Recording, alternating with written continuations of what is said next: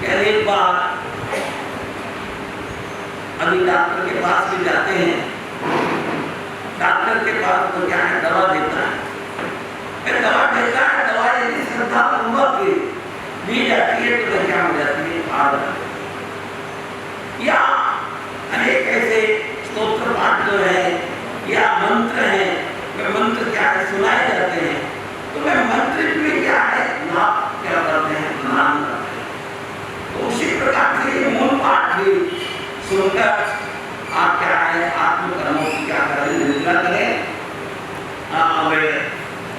मूल पाठ अपने यहाँ पर आज 30 वर्ग कल से क्या है प्रारंभ किया गया था और कल में बताया गया था कि श्री कृष्ण वासुदेव गुरु लोगाना जग गुरु जगानंद चरम तीर्थेश ज्ञात पुत्र जिन शासन नायक श्रमण भगवान वीर वर्धमान सिंहाव स्वामी उनके शासन की सदा काल जय हो विजय हो, सदा काल जय हो विजय हो। मेरे अनन्य उपकारी अनंत अनंत आस्था के केंद्र ऐसे दीक्षादाता, शिक्षादाता, संयम प्रदाता, शुद्ध ज्ञान के प्रदाता, संयम जीवन के परम योगी, प्रत्यक्ष परोक्ष उपयोगकारी सभी गुरु भगवंतों का भावपूर्वक स्मरण करके उनके परम पावन चरण सरोजों में हृदय की अनंत अनंत आस्थाओं के साथ कोटि सा वंदन नमस्कार करने के पश्चात अतिरिक्त परम सेवा भावी परम पुरुषार्थी उपकारी पूज्य गुरुदेव श्रीनिवास भागेश प्रवचन गज के श्री मधुर व्याख्यान प्रवर्तक श्री गौतम सगुणाकर तपो के श्री संजय महाराज सरल आदि सभी चारित्रात्मा के परम पावन चरण कमलों में हृदय की अनंत अनंत आस्थाओं के साथ कोटि सा वंदन नमस्कार करने के पश्चात सभा सुहमा व सभा न सेठा सभाओं में सर्वश्रेष्ठ ऐसी सुधर्मा सभा में विराजित प्रिय धर्म प्रेमी श्रावक श्राविकाओं, सुशील माताओं, धर्म प्रेमी भाइयों और बहनों, लोगस्य उज्जोय गरे धम्मत इच्छा ने लोक में जिन्होंने उद्योत किया, धर्म रूपी तीर्थ की स्थापना की, ऐसे चरम तीर्थ ज्ञात पुत्र जिन शासन नायक श्रमण भगवान वीर वर्तमान सिंहाव स्वामी जी का आपके और हमारे ऊपर अनंत अनंत उपकार है। सब जग जीव रखन दैठाय पावन भगवया सुख हम। परमात्मा महावीर स्वामी ने जगत के सभी जीवों पर अनंत दया और करुणा की और ये आनंद और मंगल का मार्ग, ये कल्याण का मार्ग, ये सुख शांति और समाधि का मार्ग, ये हमारी आत्मा के लिए हित का मार्ग, ये प्रकाश का मार्ग, ये श्रवण से श्रमण बनने का मार्ग और श्रमण से श्रमण भगवान महावीर बनने का मार्ग, ये टेंशन से अटेंशन में जाने का मार्ग और अंगार से अणगार बनने का मार्ग परमात्मा ने सुकह्यम यानी अच्छी तरह कथित किया, क्योंकि अपने आचरण से उपदेश दिया। जो आचरण से उपदेश दिया जाता है वही दीर्घ प्रभावी और दीर्घकालिक होता है, और इसीलिए आचरण के संबंध में आप प्रतिदिन जो है परमात्मा महावीर स्वामी के वो वचन सुन रहे हैं जिसके अनुसार पढ़ंती नरे घोरे जे नरा पाव कारणम दिवम च गयम गच्छन्ति चरिता धम्ममार्यम। तो इस नर भव को पाकर, मनुष्य भव को पाकर, उत्तम कुल को पाकर और सब प्रकार की अनुकूलताओं को पाकर भी जो है घोर पाप के काम करता है, वो नरक आदि दुर्गतियों में क्या है पड़ जाता है, गिर जाता है। जबकि दूसरा वही व्यक्ति जो अपने जीवन में धर्म के काम करता है, स्वाध्याय सेवा सामायिक प्रतिक्रमण आदि करता है, त्याग तपस्या करता है, ऐसे जीव क्या है वे मर कर क्या है देवलोक में जाते हैं। तो बंधु ये क्या है धर्म का प्रभाव है, धर्म के आचरण का प्रभाव है। तो इस बात को जानकर क्या है हमें भी धर्म का आचरण करना चाहिए, लेकिन धर्म का आचरण जो है वो क्या है समझपूर्वक करना चाहिए। कैसे करना चाहिए? समझपूर्वक करना चाहिए। कहा भी गया है कि पानी पीजिए छान कर, क्या किए? पानी पीजिए छान कर और गुरु कीजिए जान कर, है ना। गुरु कैसा करना है? जान कर करना है। अगर पानी छान कर नहीं पिएंगे तो आपको क्या हो जाएगा? पीलिया हो जाएगा, है ना। पूज्य गुरुदेव श्री कन्हैया मास्टर कमल जो एक एक शब्द की सुंदर व्याख्या फरमाते हैं, तो पीलिया के लिए फरमाते हैं कि पी लिया, पीलिया नहीं पी लिया। क्या पिया? गंदा पानी। गंदा पानी पिया तो क्या हो गया? पीलिए का रोग हो गया। तो ये पीलिए के रोग को क्या कहते हैं? कमड़ा, है ना। काविल, महाराष्ट्र में काविल कहते हैं और कमला भी कहते हैं। तो पूज्य गुरुदेव फरमाते हैं कि कमला तो किसका नाम है? विष्णु की पत्नी का नाम कमला है, और लक्ष्मी का नाम कमला है। तो ये पीलिए को कमला कैसे क्या, उनको आज तक समझ में नहीं आया। तो बंधु जो है पीलिया यानी अगर जो है गंदा पानी पीते हैं तो हम तो हमारी क्या है, थोड़े समय के लिए क्या है, हमारी क्या है कि शरीर खराब होता है, पीलिया कमले का रोग हो जाता है। लेकिन अगर गुरु अगर ज्ञानी नहीं किया, अगर जानकर सदगुरु नहीं किए तो जिंदगी नहीं भवो भव बिगड़ जाते हैं, है ना। और इसका एक सुंदर जो अधिकार जो है अभी भगवती सूत्र में हमें जो है सुनने को मिला था। हमारे सुविनीत बहुश्रुत उपाध्याय भगवान परम पूज्य गुरुदेव श्री जितेंद्र मुनि महाराज साहब जो भगवती सूत्र की वाचना देते हैं, गुरु कैसा होना चाहिए और गुरु के लिए जो है उन्होंने बहुत सुंदर भगवती सूत्र में अधिकार आया है। भगवान महावीर स्वामी की ये देशना अंग सूत्र, गौतम स्वामी के प्रश्न और उसके अंदर शतक 1 उद्देशक 9 में ये अधिकार आया है कि एक बार जो है पार्श्वपत्य यानी पार्श्वनाथ भगवान की परंपरा के एक अणगार जिनका नाम था कालस्य वेशीपुत्र अणगार, कालस्य वेशीपुत्र अणगार जो भगवान पार्श्वनाथ की परंपरा के थे। और वे जो है वे जहाँ भगवान महावीर स्वामी विराज रहे थे वहाँ पधारे और उनके स्थविर भगवंतों से, इनसे स्थविर भगवंतों से तो परमात्मा ने ठाणांक सूत्र में 3 प्रकार के स्थविर बताए हैं। कितने प्रकार के स्थविर यानी जो संयम में स्थिर हो चुके हैं, है ना। ऐसा नहीं कि दीक्षा लेते भाग गए, ऐसा नहीं, लेकिन जो संयम में स्थिर हो चुके हैं ऐसे जो है 3 प्रकार के स्थविर बताए हैं। तो सबसे पहले जाति स्थविर, जाति स्थविर यानी जिनकी उम्र 60 साल से अधिक है, 60 साल से अधिक जिनकी उम्र में है वे जाति स्थविर है। तो आप देखिए हमारे यहाँ भी 4 जाति स्थविर हैं, है ना। संजय मुनि से लेकर हमारे यहाँ क्या है, हमारे गुरुदेव तक क्या है, सभी 60 वर्ष की उम्र वाले सब जाति स्थविर है, वय से स्थविर है। दूसरे नंबर पे भगवान ने बताया कि श्रुत स्थविर, श्रुत स्थविर यानी जो स्थानांक सूत्र के और जो है संवायांक सूत्र के पारगामी होते हैं, उसको धारण करने वाले हैं। सुत्तागमे, अट्ठागमे, तदुभयागमे, इन तीनों आगमों को ये जो संवायांक सूत्र और स्थानांक सूत्र के जो पारगामी होते हैं वे श्रुत स्थविर कहलाते हैं। और तीसरा नंबर है पर्याय स्थविर, 20 साल से ज़्यादा जिनकी पर्याय है दीक्षा पर्याय, उनको पर्याय स्थविर कहा जाता है। तो ऐसे जो है स्थविर भगवान थे, उनके पास ये पार्श्वनाथ भगवान की परंपरा के जो है कालस्य वेशीपुत्र अणगार पधारते हैं। और आप देखिए, आप भगवान के आगम को देखते हैं तो वे आकर न तो कोई वंदना करते हैं, कुछ भी नहीं करते हैं, केवल उन अणगार के पास आकर हाथ जोड़कर उनसे निवेदन करते हैं कि हे स्थविर भगवंतो, मेरी कुछ जिज्ञासा है, मैं आपसे कुछ पूछना चाहता हूँ। कि वो उनसे प्रश्न करता है, कहता है कि स्थविर भगवंतो, आप सामायिक को नहीं जानते, सामायिक के अर्थ को नहीं जानते। ध्यान से सुनिए, बहुत ही सुंदर अधिकार है। जो अध्यात्म में रुचि रखने वाले हैं, शास्त्रों में रुचि रखने वाले हैं, बहुत ही सुंदर बात भगवान ने बताई है कि वे कालस्य वेशीपुत्र अणगार जो है स्थविर भगवंतों को फरमाते हैं कि आप सामायिक को सीधा उन पर आक्षेप ही लगाते हैं, है ना। सीधा उनको यही कहते हैं, ये किस लिए कहते हैं आप आगे जानेंगे। तो उन्होंने कहा कि हे स्थविर भगवंतो, आप सामायिक को नहीं जानते, सामायिक के अर्थ को नहीं जानते, आप प्रत्याख्यान को नहीं जानते, प्रत्याख्यान के अर्थ को नहीं जानते, आप जो है संयम को नहीं जानते, संयम के अर्थ को नहीं जानते, आप संवर को नहीं जानते, संवर के अर्थ को नहीं जानते, आप जो है विवेक को नहीं जानते, विवेक के अर्थ को नहीं जानते, और अंत में आप व्युत्सर्ग को यानी कायोत्सर्ग को नहीं जानते और कायोत्सर्ग के अर्थ को नहीं जानते। यानी 12 आक्षेप उन पर लगा दिए।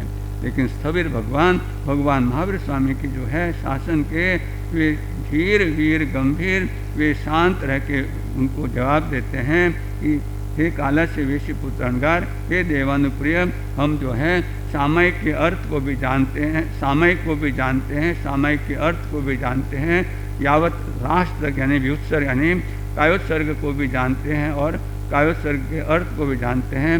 तब वे निवेदन करते हैं कालस्य वेशीपुत्र अणगार कि भगवान अगर आप जानते हैं तो मुझे बताइए। तो इन 12 आक्षेपों का एक ही अर्थ है, एक ही अर्थ है। और उन्होंने स्थविर अणकारों ने, भगवंतों ने कहा कि सामयिक जो है आत्मा ही सामयिक है और आत्मा का अर्थ भी सामयिक है। प्रत्याख्यान ही सामयिक है, प्रत्याख्यान का अर्थ ही सामयिक आत्मा है। प्रत्याख्यान ही आत्मा है, प्रत्याख्यान का अर्थ ही आत्मा है। तीसरे नंबर पे जो है, जो संयम है वही आत्मा है और संयम का अर्थ भी आत्मा ही है। चौथे नंबर पे संवर ही आत्मा है, संवर का अर्थ भी आत्मा है। पांचवें नंबर विवेक ही आत्मा है, विवेक का अर्थ ही आत्मा है। और छठे नंबर पे व्युत्सर्ग यानी कायोत्सर्ग ही आत्मा है और कायोत्सर्ग का अर्थ भी आत्मा ही है। तो आप समझ सकते हैं कि आत्मा का कितना महत्व है। 12 के 12 उनको जो जानकारी चाहिए थी, उन्होंने जो आक्षेप लगाए थे, सबका एक ही उत्तर आया कि क्या है, आत्मा है ना। तब जो है उनके अर्थ ये निश्चय न्याय की दृष्टि से है। निश्चय न्याय की दृष्टि से क्योंकि गुण और गुणी में, क्योंकि गुणी आत्मा है और आत्मा के जो गुण हैं उनको प्राप्त करने के लिए जो क्रिया की जाती है उनका एक ही संबंध रहता है। जैसे गुड़ है और गुड़ में मिठास है, अगर मिठास को अलग कर दिया जाए तो गुड़ गुड़ नहीं रहेगा। तो जो उन स्थविर भगवंतों ने जो उत्तर दिया वो निश्चय न्याय की दृष्टि से देख हाँ कि सबका अर्थ एक ही है, सबका उत्तर एक ही है कि आत्मा है। चाहे सामयिक कहो, चाहे प्रत्याख्यान कहो, चाहे संवर कहो, चाहे चारित्र संयम कहो, चाहे विवेक कहो, चाहे व्युत्सर्ग कहो, सब किसके लिए है, आत्मा के लिए है ना। और उनका ये उत्तर सुनकर उनको बहुत ही संतुष्टि होती है और तब वे जो है उनको जो है उनका आभार प्रकट करते हैं और उनसे निवेदन करते हैं कि आज तक जो है मुझे जो है जो ये जानकारी जो मुझे प्राप्त नहीं होती, आप गुरु भगवंतों से प्राप्त हुई है, तो मैं आपके चरणों में वंदना नमस्कार करता हूँ। पहले नहीं की है ना। पानी पीजिए छान के, गुरु कीजिए जान के, है ना। तो पहले वंदना नहीं की, नमस्कार नहीं किया, लेकिन जब उनको लगा कि ये सच्चे गुरु है, ये आत्मार्थी हैं और जो भी इनकी क्रिया है, चाहे जो सामयिक हो, चाहे प्रत्याख्यान हो, चाहे संयम हो, चाहे संवर हो, चाहे विवेक हो और चाहे कायोत्सर्ग हो, सब किसके लिए हैं, आत्मा के लिए। यानी ये आत्मार्थी संत है और यही सच्चे संत है। तब उन्होंने उनके चरणों में तीन बार आदक्षिणा प्रदक्षिणा करके घूम के, जैसे मंदिर में आदक्षिणा प्रदक्षिणा करते हैं, 3 बार उनको घूम के वंदना नमस्कार करके फिर उनसे निवेदन किया कि भगवान हम जो है भगवान महावीर स्वामी के शासन में आना चाहते हैं। यानी चतुर्याम धर्म से पंचयाम धर्म को जो है स्वीकार करना चाहते हैं। और वे क्या भगवान महावीर स्वामी के पास गए और वे क्या है उनके शासन में सम्मिलित हो गए। तो बंधुओं, ये आप देखिए कि दूसरे तीर्थंकर से लेकर 23वें तीर्थंकर के साधक कैसे होते थे, ऋजु और प्राज्ञ होते थे, और अब क्या है, वक्र और जड़ है ना। और इसी का परिणाम है कि भगवान महावीर स्वामी के समय में जो एक ही धर्म था, निर्ग्रंथ धर्म, है ना, आज उसके कितने फाटे हो गए, है ना। आप देखिए हर संप्रदाय में भी कितने फाटे हो गए हैं, उप संप्रदाय बन गए हैं, क्योंकि हम क्या है, वक्र और जड़ है और वक्र और जड़ का मोक्ष नहीं होता है ना। जो ऋजु होता है सोई उज्जुए भूयस धम्मो सुदस चित्थे निवाणम परमम जाय घई सिद्धि पावे। इस बात को जानकर हम भी ऋजु और जो है ऋजु और प्राज्ञ बनेंगे तो हमारा भी क्या है, कल्याण होगा। तो वो जो है कालस्य वेशी पुत्र अनगार जो है अपने जो है प्रश्नों का, आक्षेपों का सुंदर जो है उत्तर सुनकर कि आत्मा ही सब कुछ है, और उसने भी दीक्षा भी किस लिए ली थी, आत्मा के लिए ली थी, आत्म उत्थान के लिए। बंधु, ये पर्युषण पर्व का देखते देखते आज क्या है, तीसरा दिन हमारे सामने प्रस्तुत हो गया है। और तीसरा दिन आपको क्या संदेश देना है। आपने देखा होगा कि जब मैराथन दौड़ होती है, जब दौड़ होती है तो सब लोग एक लाइन पे खड़े हो जाते हैं, है ना। और जैसे 1, 2 और 3 होता है तो क्या होता है, सब भागने लग जाते हैं। तो हमें भी क्या है, हमें भागना नहीं है, लेकिन हमें चलना है। अब जो है हम जाग जाए, उठ जाए, चले और पहुंच जाए। जैसे 90 आत्माओं ने जो किया वे जाग गए, परमात्मा की वाणी का श्रवण करके क्या है, उनको क्या है, श्रद्धा उत्पन्न हुई। श्रवण से श्रद्धा बने और उससे श्रद्धा से वे क्या है, श्रमण बने, और श्रमण बन के उन्होंने की ऐसी आराधना की कि वे उसी भव में क्या है, वे अंतकृत केवली हो गए। उसी भव में केवल ज्ञान हुआ और कुछ ही समय में उनका आयुष्य समाप्त हुआ और वे क्या है, वे सिद्ध बुद्ध और मुक्त हो गए। तो बंधु जो है, हमें भी जो है, हमें ये साधना या हमें ये जो है प्रक्रिया कब मिलेगी, जब हम आत्मा को जानेंगे वह, क्योंकि आत्मा ही हमारा आधार है, आत्मा ही हमारी नींव है। हम आत्मा को ही भूल गए हैं। क्या है, महामंत्री गुरुदेव फरमाते थे कि इन पेड़ के पत्तों को और डालियों को पानी देने से पेड़ पल्लवित नहीं होगा, लेकिन कहाँ देना पड़ेगा पानी, जड़ में। जड़ को सिंचन करेंगे तो वो पेड़ पल्लवित, पुष्पित और फलित होगा। तो हमें भी क्या है, हमारी जड़ क्या है, हमारा आधार आत्मा है, लेकिन हम आत्मा को ही भूल गए हैं। और कैसे भूल गए हैं, आत्मा को कैसे भूल गए हैं, इसलिए ज्ञानी हमें तरह तरह से हमें फरमाते हैं कि एक बार की बात है कि एक सन्यासी जो थे वे क्या है, पैदल विहार कर रहे थे। रात का समय हो गया और एक कुआं था और वहाँ के वट वृक्ष था, तो वहाँ उन्होंने क्या, रात्रि विश्राम किया। अब ये गाँवों की बात है, अब तो घर घर क्या हो गए हैं, नल आ गए हैं। जितना पानी आपको मिलता है उतना वेस्टेज भी ज़्यादा ही होता है। पहले पानी की कीमत थी, जल है तो कल है, और पूज्य गुरुदेव तो फरमाते थे पानी है तो प्राणी है। आप उपवास करेंगे, आप 3 आहार का त्याग कर सकते हैं, लेकिन पानी के बिना कितने दिन रह सकते हैं, है ना। तो वे महात्मा जी भी क्या है, उस जो है कुआं था जहाँ गांव की बहनें पानी भरने आती थी, और वो जो है सन्यासी विश्राम, तो सुबह वे तो ब्रह्म मुहूर्त में जागे और अपनी क्या है भक्ति वगैरह करने लगे। अब जो है भोर हो गई, और आज आपने प्रार्थना में भी यही सुना, उठ भोर भई टुक जाग सही, भजवीर प्रभु, है ना। कितनी सुंदर बात की है कि भोर हो गया, यानी सूर्योदय होने वाला है, लेकिन उसके पहले क्या है, भोर हो गई है। और हम क्या करें, जाग जाए। तो वो सन्यासी भी क्या है, भगवान की भक्ति कर रहे थे। इधर जो है कुछ बहनें जो है वो सुबह जो है पानी भरने आई। महापुरुषों का अभिनंदन हो, वंदन हो, अभिनंदन हो। कि आजकल पगड़ी नहीं पहनते कोई, है ना। मेवाड़ में तो भी पगड़ी की सिस्टम है, कोई पहनते हैं, लेकिन आजकल हम देखते हैं कि कोई पगड़ी नहीं पहनता है ना। तो पूज्य गुरुदेव फरमाया करते थे कि पगड़ी पहनना क्यों छोड़ दिया। तो लोग जिनको पूछा कि पगड़ी पहनना क्यों छोड़ दिया, तो वो बताते हैं कि लोग ये कहते हैं कि पगड़ी में जितनी आटे होती है ना, पगड़ी में जितनी आटे उतनी तुम्हारे अंदर गांठें हैं, है ना। मन के अंदर क्या है, उतनी गांठें हैं। तो जहाँ तक हमारे मन में, आत्मा में गांठें बनी रहेगी, हमारा क्या है, कल्याण नहीं होगा। इसलिए धर्म क्या है, इन गांठों से, इन बंधनों से मुक्त होने वाला है, मुक्त होने का है। तो बंधु जो है, हम इन गांठों के स्वरूप को जाने। परिक्मामी दोहिम बंधनेम, राग बंधनम दोष बंधनम। राग और द्वेष ये 2 ही बंधन हैं, ये 2 ही गांठें हैं जो हमें संसार में परिभ्रमण कराती है। और इनका परिवार जो है, ये अनंत संसार में हमें परिभ्रमण कराता है।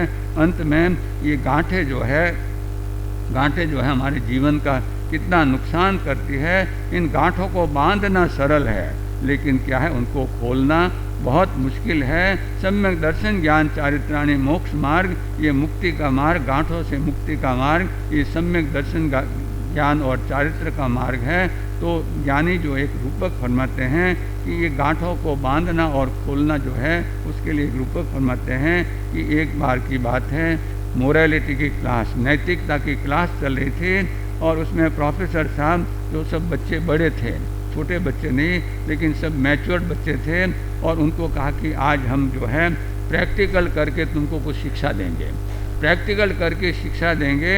और उन्होंने जो है लगभग 40-50 जो है विद्यार्थी थे, सबको एक एक रुमाल दिया, सबको एक एक बड़ा रुमाल दिया, और कहा कि पहली घंटी बजेगी, है ना, और 10 मिनट का समय दिया जाएगा, 10 मिनट के बाद दूसरी घंटी बजेगी।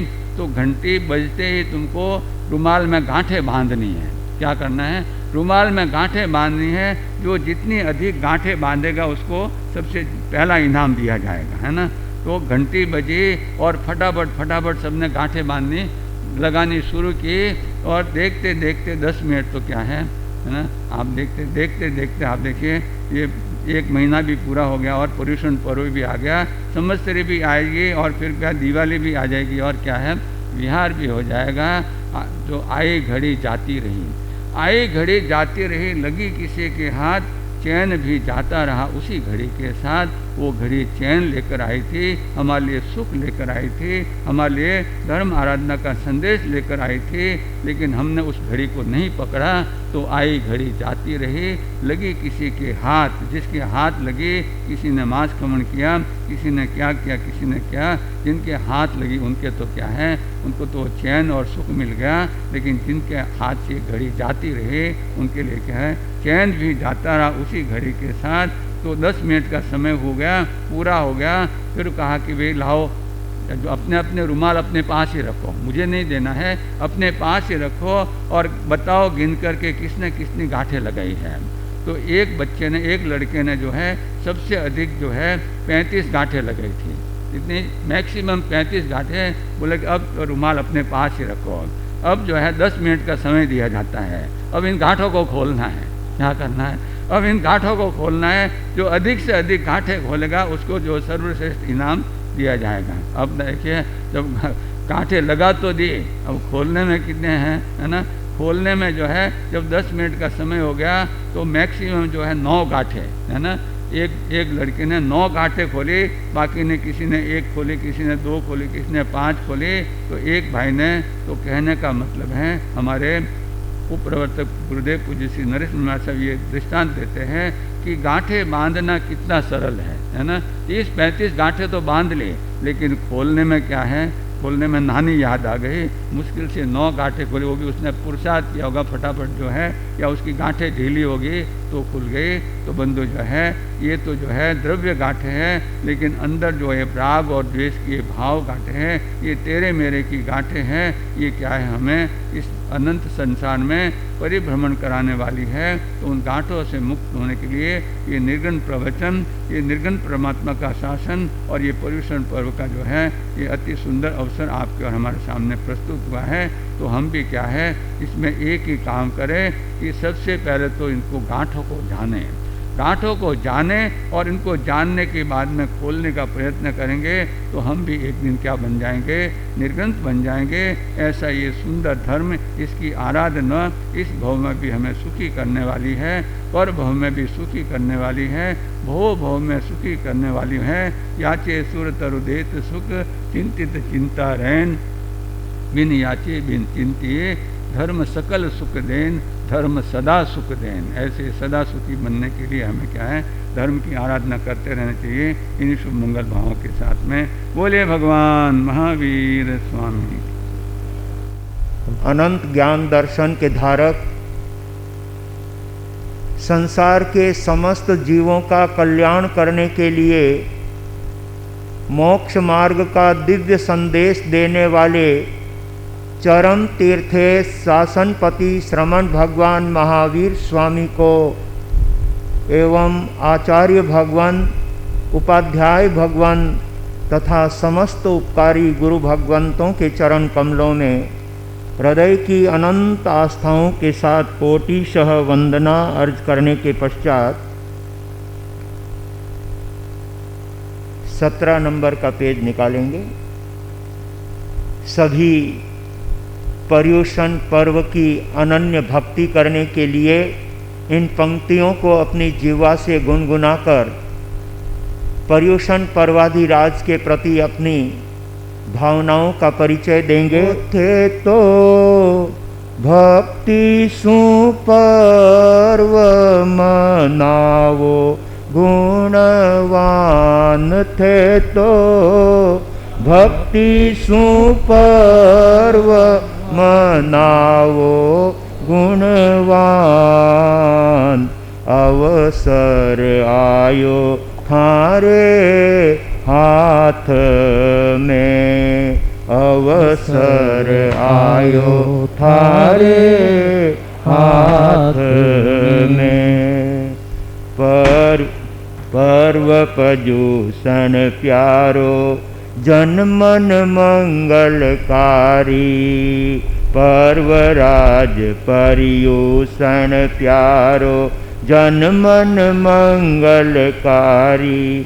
होयो तो भवजल पार लगावे गुणवान। यो तो भवजल पार लगावे गुणवान।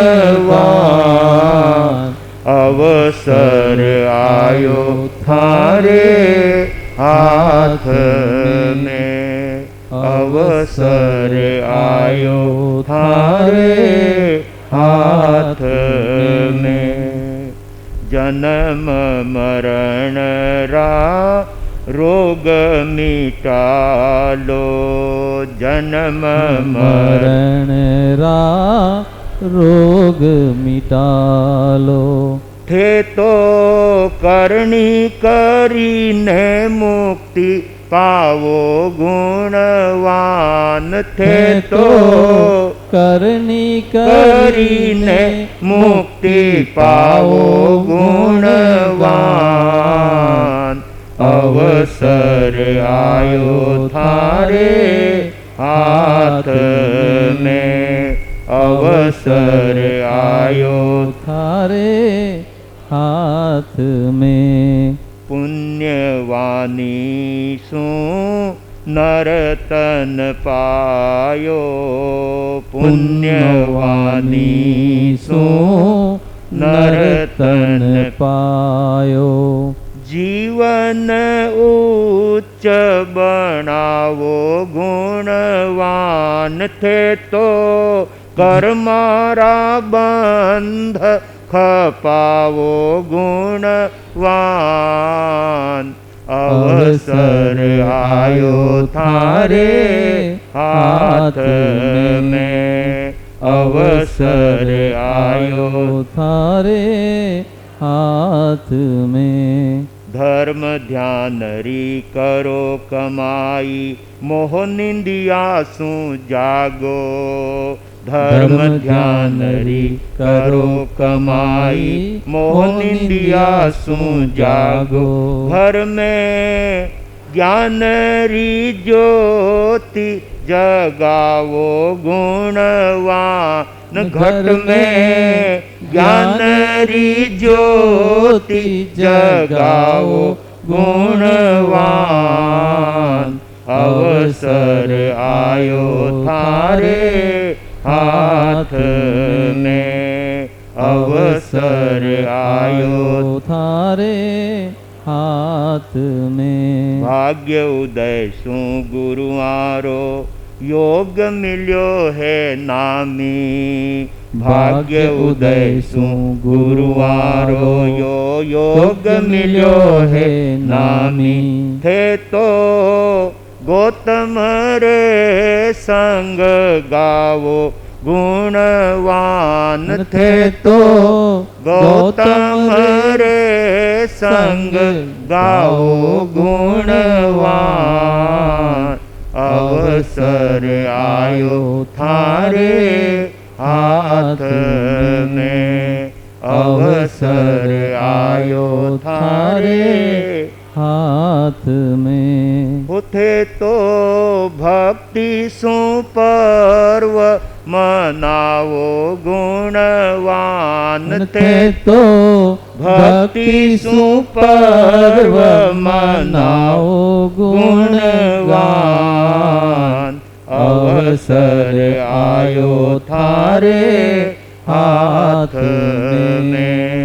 अवसर आयो थारे हाथ में। गुरु अम्बेश कमल कन्हैया धर्म सभागार में उपस्थित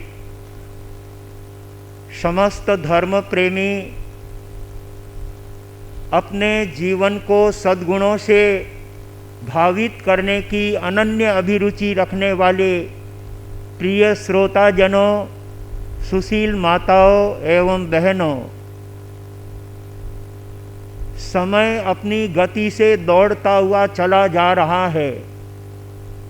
समय की डोर को पकड़ करके रखना किसी के हाथ की बात नहीं है, लेकिन जो समय पर अच्छे कार्य कर लेता है, धर्म के कार्य कर लेता है, तप और त्याग के कार्य कर लेता है, उसका समय सफल और सार्थक हो जाता है। आइए सौभाग्यशालियों, ऐसे उत्तम पर्वाधिराज पर्युषण पर्व की सुंदर आराधना करके अपने जीवन को ये पवित्र बनाने का मौका मिला है। अपने जीवन को उज्जवल बनाने का यह सुंदर अवसर हमारे हाथों में आया है। ऐसे उत्तम समय को प्राप्त करके, उत्तम घड़ियों को प्राप्त करके, एक एक पल को सार्थक करने के लिए प्रत्येक भाग्यशाली आत्मा को संसार के सारे कामकाज छोड़ करके, धंधे बाड़ी छोड़ करके और अपनी समस्त दुनियादारी की बातों को छोड़कर गुरुदेवों के चरणों में उपस्थित होकर के यहाँ पर धर्म और तप त्याग का लाभ जीवन में ले लेने की आवश्यकता है। इसी बात को कवि समझाते हुए आपके सामने कुछ पंक्तियाँ पर्युषण पर्वाधिराज के संदर्भ में सुनाता है। ये पर्व पर्युषण आया, ये पर्व पर्युषण आया, सब जग में आनंद छाया रे, सब जग में आनंद छाया रे, ये पर्व पर्युषण आया। बहुत सुंदर भाव कवि आपके सामने प्रेषित कर रहा है और अपनी ही देशी राग के अंदर बहुत सुंदर शब्दों के साथ हमें पर्युषण पर्वाधिराज की कैसे आराधना करना है इसकी प्रेरणा देते हुए कवि कहता है, यह विषय कसाय घटाने, यह विषय कसाय घटाने, यह आत्म गुण विकसाने, यह आत्म गुण विकसाने, जिन वाणी का बल लाया रे, जिन वाणी का बल लाया रे, ये पर्व पर्युषण आया, ये पर्व पर्युषण। तुम छोड़ प्रमाद मनावो, तुम छोड़ प्रमाद बनाओ, नित धर्म ध्यान रम जावो, नित धर्म ध्यान रम जाओ, लोभ भव दुख मिटाया रे, लोभ भव दुख मिटाया रे, ये पर्व पर्युषण आया, ये पर्व पर्युषण आया। जप तप से कर्म खपावो, जप तप से कर्म खपाओ। अपने कामरेज चातुर्मास में एक तरफ महावीर भवन में जप चल रहा है तो इधर प्रवचन हॉल के अंदर तेरापन सभा भवन में भाग्यशाली अपनी विविध तपस्याएं लेकर के, कोई तेला करके आ रहा है, कोई चौला पचोला करके आ रहा है, कोई 28 के पचखान लेने के लिए आ रहा है और कोई 18, 19, 20, 21 और 22 के पचखान लेने के लिए उपस्थित हो रहा है। सचमुच मांस खमन की तरफ अग्रसर होने वाले सभी तपस्वी अपने तप भावनाओं के अंदर निरंतर आगे बढ़ रहे हैं। ऐसे जप और तप में अपना जितना समय दे सकते हैं, जप और तप के लिए जितनी आराधना कर सकते हैं, ये करने का मौका है। ये समय बार बार हाथ में नहीं आता है भाग्यशालियों। 8 दिन का लगातार अपने यहाँ पर निरंतर 64 घड़ियों का, 64 प्रहर का अपने यहाँ पर जाप का अनुष्ठान, नवकार महामंत्र के जाप का अनुष्ठान, और निरंतर जब 64 प्रहर तक जाप होता है उसका प्रभाव ही अलग होता है।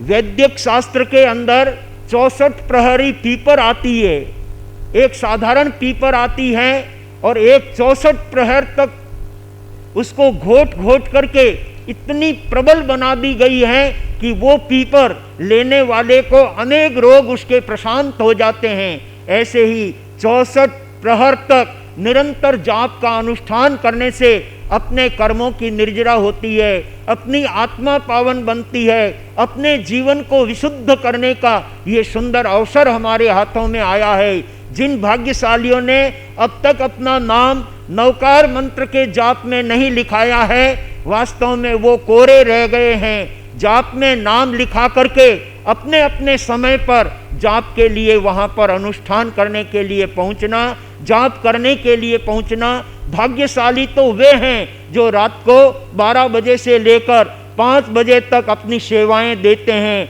वो जाप करने वाले डबल लाभ प्राप्त करते हैं। रात अर्धरात्रि के समय में अपनी नींद को छोड़ करके जाप अनुष्ठान करना बहुत बड़ी बात है, और उस समय में निरव शांति होती है। और उस शांति के क्षणों में जब नवकार महामंत्र का एक एक पद उच्चारित किया जाता है, वो पद हमारे जीवन को बहुत सुकून देता है, जीवन में परम आनंद की अनुभूति कराने वाला होता है। इसलिए कवि कहता है, जप तप से कर्म खपावो, जप तप से कर्म खपाओ, दे दान द्रव्य फल पावो, दे दान द्रव्य फल पाओ, ममता त्यागी सुख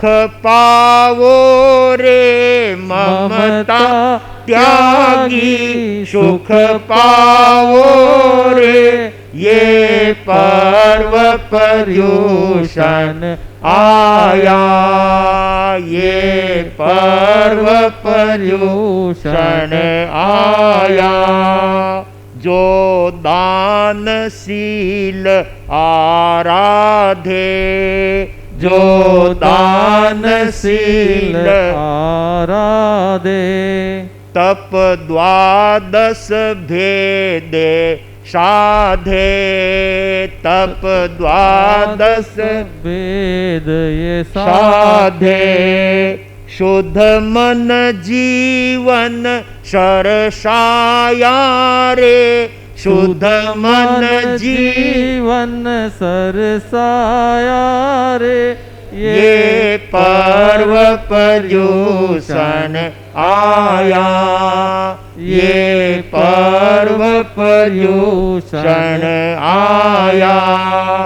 बेला तेला और अठाया, बेला तेला और अठाया, संवर पौषध करो भाया, संवर पौषध करो बाया, शुद्ध पालो शील सवाया रे, शुद्ध पालो शील सवाया रे, ये पर्व पर्यूषण आया, ये पर्व पर्यूषण आया। इन पर्यूषण पर्व के दिनों में छोटे छोटे बालक, छोटी छोटी बालिकाएं, कोई बेला कर रही है, कोई तेला कर रही है, और कोई 5-5 उपवास की तपश्चर्या कर रही है। किशन लाल जी साहब हिंगड़ की पोती जिसके आज तेले की तपश्चर्या है। सचमुच में छोटी सी बच्ची है, पहली बार उसने तप करने का मन में भावना भाई, और माता पिता ने भी उसको सहयोग किया। सचमुच में माता पिता बच्चों को संस्कार देते हैं तो उन संस्कारों में बच्चे अपने आप भावुक बन करके उस कार्य को करने में अपनी सुंदर भावनाओं का परिचय देते हैं। उन सब बालक बालिकाओं को, उन छोटे छोटे नौनिहाल बालक बालिकाओं को धन्यवाद देता हूँ, जिन्होंने 3 दिन की तपस्या, बेले की तपस्या और यहाँ तक कि उपवास की तपस्या भी छोटी उम्र में करना बहुत बड़ी बात होती है। छोटे छोटे बालकों में भी अद्भुत उत्साह देखने को मिल रहा है, और भाई बहनों के उत्साह की तो बात ही क्या है।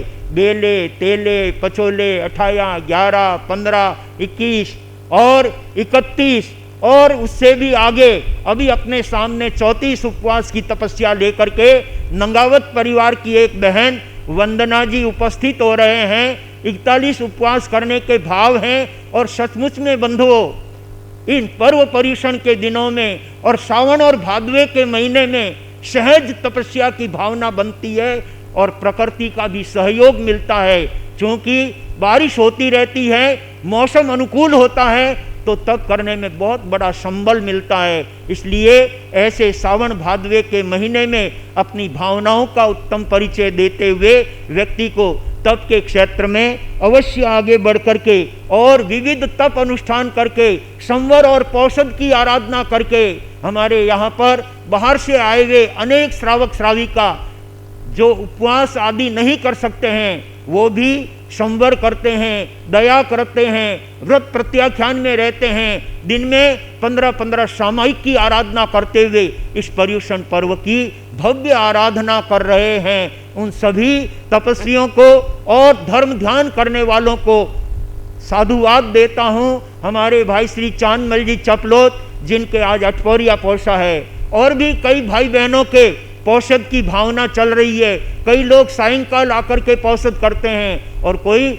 8 ही प्रहर तक पूरे दिन और रात बिना पानी का उपयोग किए 24 तप की आराधना करते हैं, और उसमें भी पौषध लेना, डबल लाभ प्राप्त करना है। जो लोग पानी भी नहीं लेते हैं, उनको 24 अठपौरिया पोषा करना चाहिए, जिससे एक उपवास से भी डबल लाभ पौषध का होता है।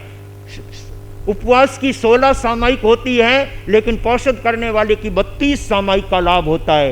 एक जीवन में पौषध करे तो 32 सामयिक जितना उसको लाभ होता है। आइए ऐसे उत्तम संवर और पौषध की करनी करने का अवसर हमें पर्युषण पर्वाधिराज के अंदर मिलते हैं। आइए भाग्यशालियों, जो ऐसी उत्तम धर्म आराधना करते हैं, उनके विषय और कषाय अपने आप मंद होते चले जाते हैं, कम होते चले जाते हैं, और जितने विषय और कषाय कम होते हैं, आत्मा को उतना ही आनंद और प्रसन्नता मिलती है।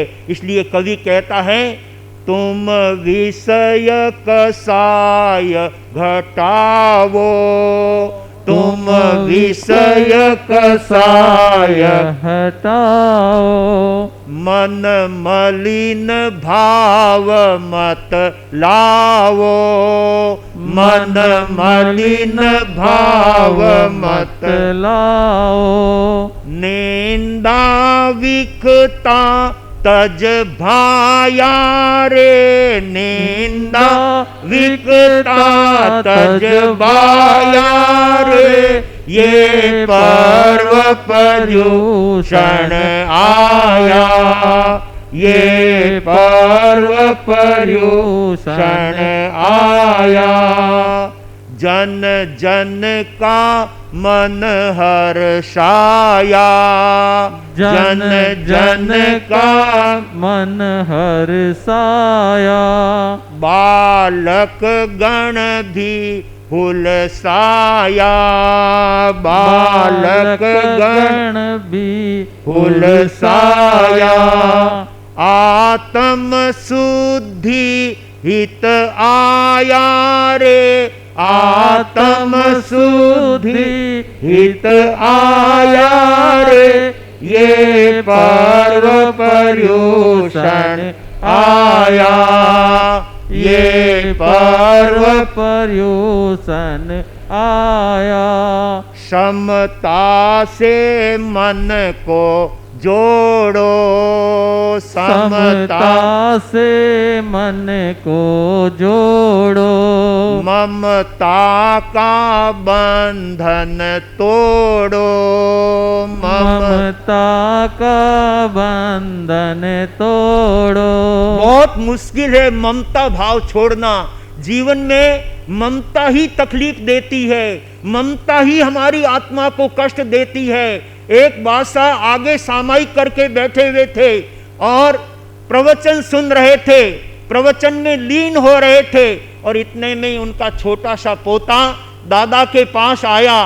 दादाजी उसे अपने गोद में लेते हैं, उसको खूब दुलार करते हैं, प्यार करते हैं, उनका स्नेह करते हैं और प्रवचन भी सुन रहे हैं और बालक को खूब जो है प्रेम और स्नेह से उनको दुलार करते हैं और उसके माथे पर हाथ फेरते हैं, शरीर पर हाथ फेरते हैं। ध्यान प्रवचन की तरफ था। थोड़ी देर में जब ध्यान टूटा और उनका ध्यान गया बालक की तरफ, तो उस बालक को धक्का दिया। लोग देखते रह गए कि अभी तो आप इतना प्यार और दुलार कर रहे थे और अभी इसको धक्का दे दिया। बोले ये मेरा नहीं है, मैं तो सोच रहा था मेरा पोता है इसलिए मैं लाड प्यार कर रहा था, परंतु ये तो दूसरे का है इसलिए मैंने उसको धक्का दे दिया। क्या ममता में कमी रही। सचमुच में बंधुओं, ये ममत्व भाव, ये राग भाव आत्मा को कितना प्रताड़ित करता है, कितना अपने आप में दूषित करता है, जिसकी हम परिकल्पना नहीं कर सकते। दूसरों को देख करके मन में इस तरह के भाव पैदा करना ही द्वेष भाव है, और वो द्वेष आत्मा पर जब कर्म बंध के रूप में बंध जाते हैं तो उसे भोगना व्यक्ति लिए बड़ा दुष्कर हो जाता है। इसलिए भाग्यशालियों, अपना हो चाहे पराया, सभी के प्रति अच्छे भाव रखना चाहिए। ये भाव अगर श्रावक जी के दिल में होते तो पराये छोकरे को देख करके धक्का तो कम से कम नहीं दे सकते। इसलिए भाग्यशालियों, ममता छोड़ने की बात ये पर्यूषण पर्वाधिराज करता है। ये पर्वाधिराज पर्व पर्यूषण हमें अपने जीवन में समता की सुंदर प्रेरणा देता है, और जहाँ समतापन होता है वहाँ पर अपना और पराया कुछ भी नहीं होता।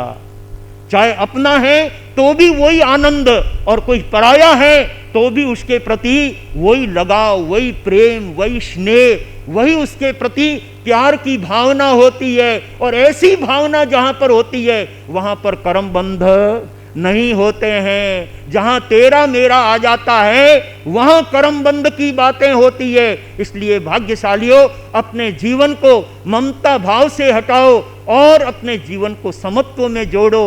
अभी आपके सामने गांठों की बातें कर रहे थे ना सागर मुनि जी महाराज साहब। गांठें गांठें गांठें, पता नहीं व्यक्ति के कण कण के अंदर गांठें रखी हुई है, और कितनी गांठें हैं उसका कोई पता नहीं है। पगड़ी में चाहे कितने भी आटे और गांठें हो, उससे हमारी कोई जो है आत्मा को नुकसान नहीं है, उससे हमारी आत्मा को कोई फर्क नहीं पड़ता है। और पगड़ी का तो अपने आप में एक बहुत बड़ा महत्व है बंधुओं। पगड़ी हमारे आन बान और शान की प्रतीक है, इसलिए उस पगड़ी की महिमा तो क्या बात है। हम इसलिए पगड़ी का त्याग नहीं करें कि उसमें आटे हैं, इसलिए लोग हमको क्या समझेंगे। अरे पगड़ी वाले को देखकर आज परदेशी व्यक्ति भी प्रभावित हुए बिना नहीं रहता है। एक अंग्रेज सेठ साहब के मस्तक पर पगड़ी बांधे हुए देखकर उनके पास आए। माणक चंद जी साहब टाटिया खींचन के रहने वाले, और वो पगड़ी इतनी जोरदार बांधते थे, एक पगड़ी बांधने में उनको लगभग 2.5 से 3 घंटे लगते थे। लेकिन उनकी पगड़ी कोई कंपनी तैयार नहीं कर सकती, कोई मशीन तैयार नहीं कर सकती, कोई कैसी भी जो है वैज्ञानिक पद्धति आ जाए वो वैसी पगड़ी तैयार नहीं कर सकता। वो पगड़ी बांधे हुए सेठ साहब ट्रेन से उतर रहे थे या चढ़ने जा रहे थे, तो एक अंग्रेज उनके पास जाकर के पूछता है कि ये टोपी कौन सी कंपनी की है। सेठ साहब ने कहा कि ये मेरे हाथों की कंपनी है, मैंने अपने हाथों से इसको बांधी है। अरे इस प्रकार की पगड़ी तुम बांध लेते हो पगड़ी का इतना आनंद है, पगड़ी का इतना जबरदस्त प्रभाव है। किशन लाल जी साहब लूनिया, जिनकी बेंगलोर में पेड़ी चलती है, बॉम्बे में पेड़ी चलती है, अहमदाबाद में पेड़ी चलती है, बेंगलोर में पेड़ी चलती है, अनेक इन स्थानों पर जिनकी पेड़ियां चलती थी। और जब वे बाजार में जाते थे तो पगड़ी पहन करके जाते थे। एक बार ट्रेन में सफर कर रहे थे और अचानक बलगम थूकने के लिए उन्होंने मस्तक बाहर निकाला और मस्तक से एकदम हवा लगी और पगड़ी क्या हो गई, नीचे गिर गई। उसी समय सेठ साहब ने गाड़ी की चैन खींच ली। चैन खींचते ही जंगल के अंदर गाड़ी रुक जाती है। सारे लोग स्तब्ध रह गए कि क्या बात हो गई, ऐसा कौन सा हादसा हो गया, ऐसा किसके क्या नुकसान हो गया जो गाड़ी को बीच जंगल के अंदर रोक दी। खोज करते हुए टीटी उस डिब्बे पर पहुंचता है जहां पर कोलाहल हो रहा था। सेठ साहब किशन लाल जी लूनिया उसमें बैठे हुए थे और उन्होंने गाड़ी की चैन खींची थी और गाड़ी को रुकवाई थी पगड़ी लाने के लिए। जब टीटी आया और पूछा कि सेठ साहब आपने चैन खींच करके गाड़ी को क्यों रोका? बोले मेरी पगड़ी जो है जंगल में गिर गई है, उसे लेने के लिए मैंने जो है चैन खींची है। लोग कहने लगे साहब 5 रुपए की पगड़ी के लिए इन्होंने गाड़ी रोक करके हमारा कितना बड़ा नुकसान कर दिया है। हम टाइम पर मार्केट में नहीं जाएंगे, हम टाइम पर जो है उस शहर में नहीं पहुंचेंगे तो हमारे कितने ही काम अधूरे रह जाएंगे। इन्होंने बीच जंगल के अंदर गाड़ी रोक करके अच्छा नहीं किया है। लोग सेठ साहब ने कहा कौन कहता है ये 5 रुपए की पगड़ी है, ये लाख रुपए की पगड़ी है। जब मैं इस पगड़ी को पहन करके बाजार में से निकलता हूँ, सेठ साहब मुजरो साहब, सेठ साहब जय जिनेंद्र साहब, सेठ साहब जय जय महावीर और पता नहीं कितने कितने अभिनय के साथ में, अभिवादन के साथ में उन सेठ साहब का लोग अभिवादन करते हैं। उस पगड़ी से लोगों के अंदर मेरी प्रतिष्ठा है। ये लाख रुपए की पगड़ी है, 5 रुपए की कौन कहता है। इसलिए मैंने पगड़ी प्राप्त करने के लिए चैन खींची है। ये पगड़ी का महत्व होता है। बंधुओं, ऐसी उत्तम हमारी संस्कृति, चाहे मारवाड़ की संस्कृति हो, चाहे मेवाड़ की संस्कृति हो, चाहे गुजरात की पगड़ी हो, पगड़ी अपने आप में बहुत प्रभावशाली होती है, बहुत महत्व की होती है। इसलिए पगड़ी का आनंद कुछ और ही होता है। अभी गांधी जी आए थे ना कल पगड़ी बांध करके, क्या अच्छा लगता था। इतने सैकड़ों लोगों के बीच में गांधी जी एक ही व्यक्ति पगड़ी वाले इस पूरी सभा के अंदर दिखाई दे रहे थे, लेकिन लोग उनको श्रद्धा की दृष्टि से देखते थे, लोग उनको उत्तम भावनाओं से देखते थे। बादशाह के सिर पर पगड़ी है। सचमुच में बंधुओं, ऐसे पगड़ी का अपने आप में अद्भुत प्रभाव है। बात मैं आपके सामने यहाँ पर कर रहा हूँ कि हर वस्तु का अपने आप में महत्व होता है और पगड़ी में चाहे जितनी गांठें हो उससे हमारी आत्मा को कोई फर्क नहीं पड़ता। लेकिन हमारी आत्मा में जो गांठें हैं, क्रोध, मान, माया, लोभ, राग, द्वेष, थारा, मारा, रगड़ा, झगड़ा, कंकास, कलेश, दुकानदारी, घर बार, छोरा छोरी, लुगाई टाबर, ये सब गांठें हमको इस संसार में भटकाती है। हमें चतुर्गति रूप संसार के अंदर जन्म और मरण के चक्कर खिलाती है। इन गांठों को छोड़ो तो आत्मा का कल्याण होगा, तब आत्मा का उद्धार होगा, तब हमारे जीवन का परिष्कार होगा। ये प्रेरणा देने के लिए पर्युषण पर्वाधिराज हमारे सामने आए हैं। आप चाहे जैसे कपड़े पहनो, चाहे जैसी अपने पहनावे का कार्य करो, लेकिन अपने मन को शुद्ध रखो, अपनी आत्मा को विशुद्ध रखो। ये प्रेरणा हमें पर्युषण पर्वाधिराज देता है। आइए सौभाग्यशालियों, ऐसे विषय और कषाय की भावनाओं को जितना जितना मंद करेंगे, हमारी आत्मा उतनी ही परम आनंद को प्राप्त करने वाली होगी। गज मुनि निज मन समझावे, गज मुनि निज मन समझावे, यह सोई शक्ति जगावे, यह सोई शक्ति जगावे। अनुभव रस पान कराया रे, अनुभव रस पान कराया रे, ये पर्व पर्यूषण आया, ये पर्व पर्यूषण आया। भाग्यशालियों, ये पर्व पर्यूषण हमें तप त्याग की, धर्म ध्यान की और अपने जीवन में अध्यात्म के सुंदर कार्य करके अपनी आत्मा को पावन बनाने की सुंदर प्रेरणा देने के लिए उपस्थित हुआ है। आइए हम अपने जीवन को जितना जितना तप त्याग में लगाएंगे, जितनी जितनी भव्य आराधना में लगाएंगे, हमारा जीवन उतना ही पावनता की तरफ अग्रसर होता हुआ अपने जीवन में आनंद की और परम आनंद की अनुभूति हम जीवन में कर पाएंगे और अपने जीवन को शांत और प्रशांत बना सकेंगे। आइए गांठें निकालिए और अपने जीवन को परमात्मा के संदेशों से जोड़िए। परमात्मा के दिव्य उपदेशों से जितना जितना हम जुड़ने का प्रयास करेंगे, उतना उतना आनंद हमें अवश्य आएगा। जितना गुड़ डालोगे उतना क्या होगा? मीठा होगा। आप जितनी उत्तम भावनाओं के साथ धर्म आराधना करोगे, आपको उस धर्म का उतना ही अद्भुत आनंद आत्मा के लिए होगा, कल्याण के लिए होगा, अपने जीवन के परिष्कार के लिए होगा। आइए हम ऐसे उत्तम तप जप की आराधना करके अपने जीवन को परम पावन बनाने का प्रयास करेंगे। सौभाग्यशालियों, अनेक भाग्यशाली भाई बहनों के अपने यहाँ पर तप अनुष्ठान चल रहा है। उन सभी तपस्वियों के तप की हम भूरी भूरी अनुमोदना करते हैं। उनके तप की हम खूब जो है उनकी अनुमोदना के साथ उनके तप की प्रशंसा करते हैं। श्रद्धेय गुरुदेव श्रमण संघीय महामंत्री सौभाग्य मुनि जी महाराज साहब के शब्दों में कहूँ तो वे तपस्या के लिए क्या फरमाते हैं?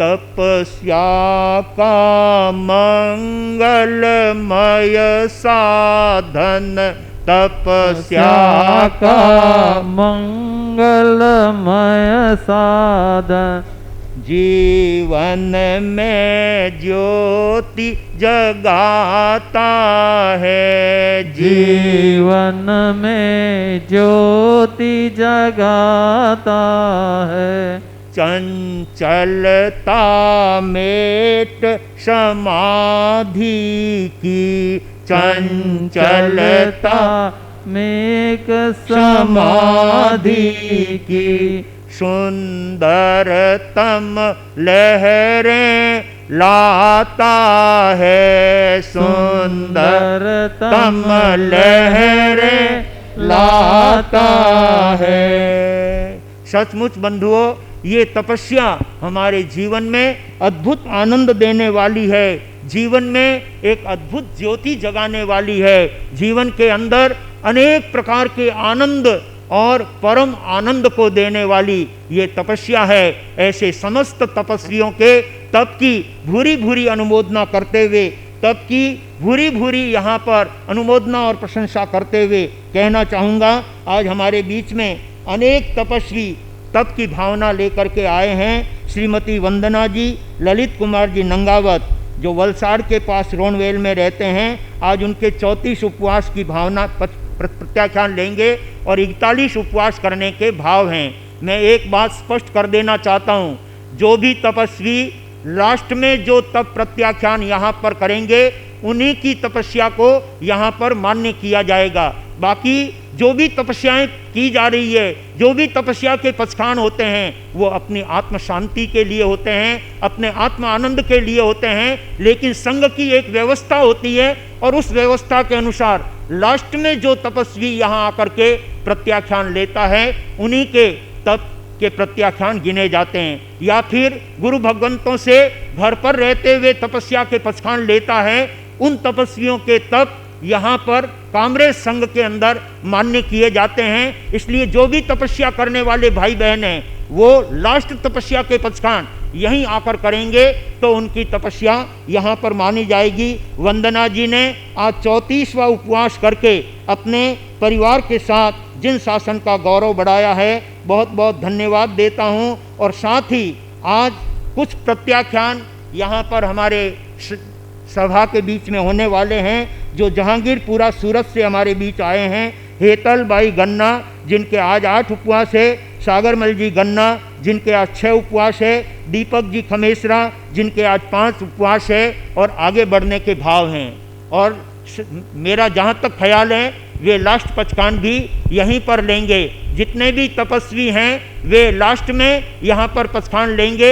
उनका संघ द्वारा यहाँ पर भव्य सम्मान और अभिनंदन किया जाएगा। इसके साथ साथ हमारे यहाँ पर विविध तप अनुष्ठान यहाँ पर चल रहे हैं, जिनका उल्लेख भी आपके सामने करना चाहूँगा। डिम्पल बेन पारसमल जी मारू जिनके आज 22वां उपवास है, नटवर कुमार जी साहब कोठारी जिनके आज 21वां उपवास है, भाई श्री मुकेश कुमार जी लोढ़ा जिनके आज शायद 21 उपवास के पचखान 21 के पचखान लिए हुए हैं और अब शायद आज आगे के पचखान भी वो इसी सभा के अंदर लेंगे।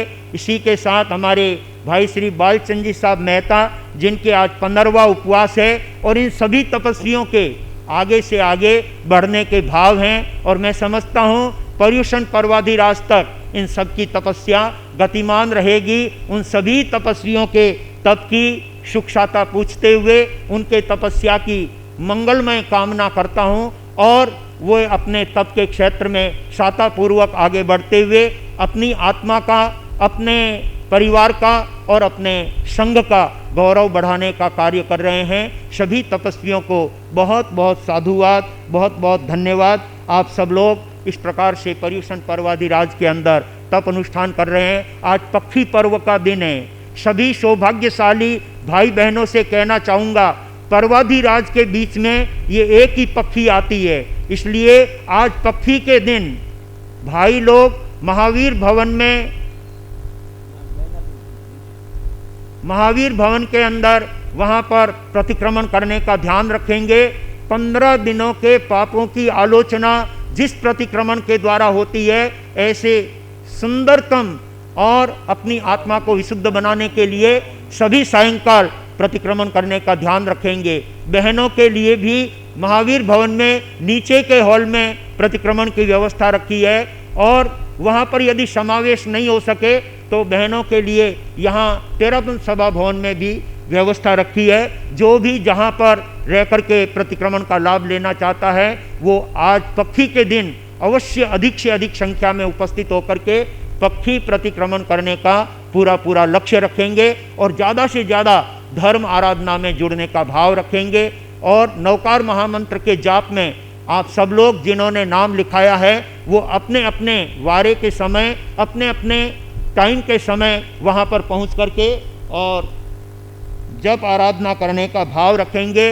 कल 23 तारीख को, बड़ा कल 23 को भाग्यशालियों, एक विशेष सूचना, हमारे मेवाड़ और राजस्थान के अंदर बड़े कल्प का बहुत बड़ा महत्व है और वो बड़ा कल्प कल के दिन है, अमावस्या, शनिवार और पर्युषण का चौथा दिन।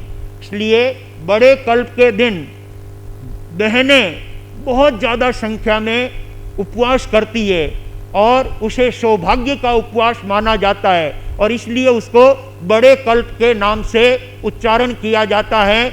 जैसे संवत्सरी हमारा बड़ा पर्व है, उसी तरह से संवत्सरी के समकक्ष कल के दिन बहुत बड़ी संख्या में बहनें अपनी सौभाग्य की सुरक्षा के लिए कल के दिन उपवास करके बड़े कल्प का आनंद लेगी और अपने सौभाग्य को और अधिक सुरक्षित बनाने के लिए उपवास की आराधना करके पर्युषण पर्वाधिराज की आराधना, बड़े कल्प की आराधना और बड़े कल्प की क्या क्या व्यवस्थाएं होती है वो कल अवसर होगा तो प्रवचन में आपको कहने की भावना रहेगी। सभी भाग्यशाली कल बड़े कल्प के दिन अधिक से अधिक संख्या में उपवास करे, बहनें उपवास करे, उस तरह से भाई भी कल बड़े कल्प के दिन उपवास करने का ध्यान रखेंगे।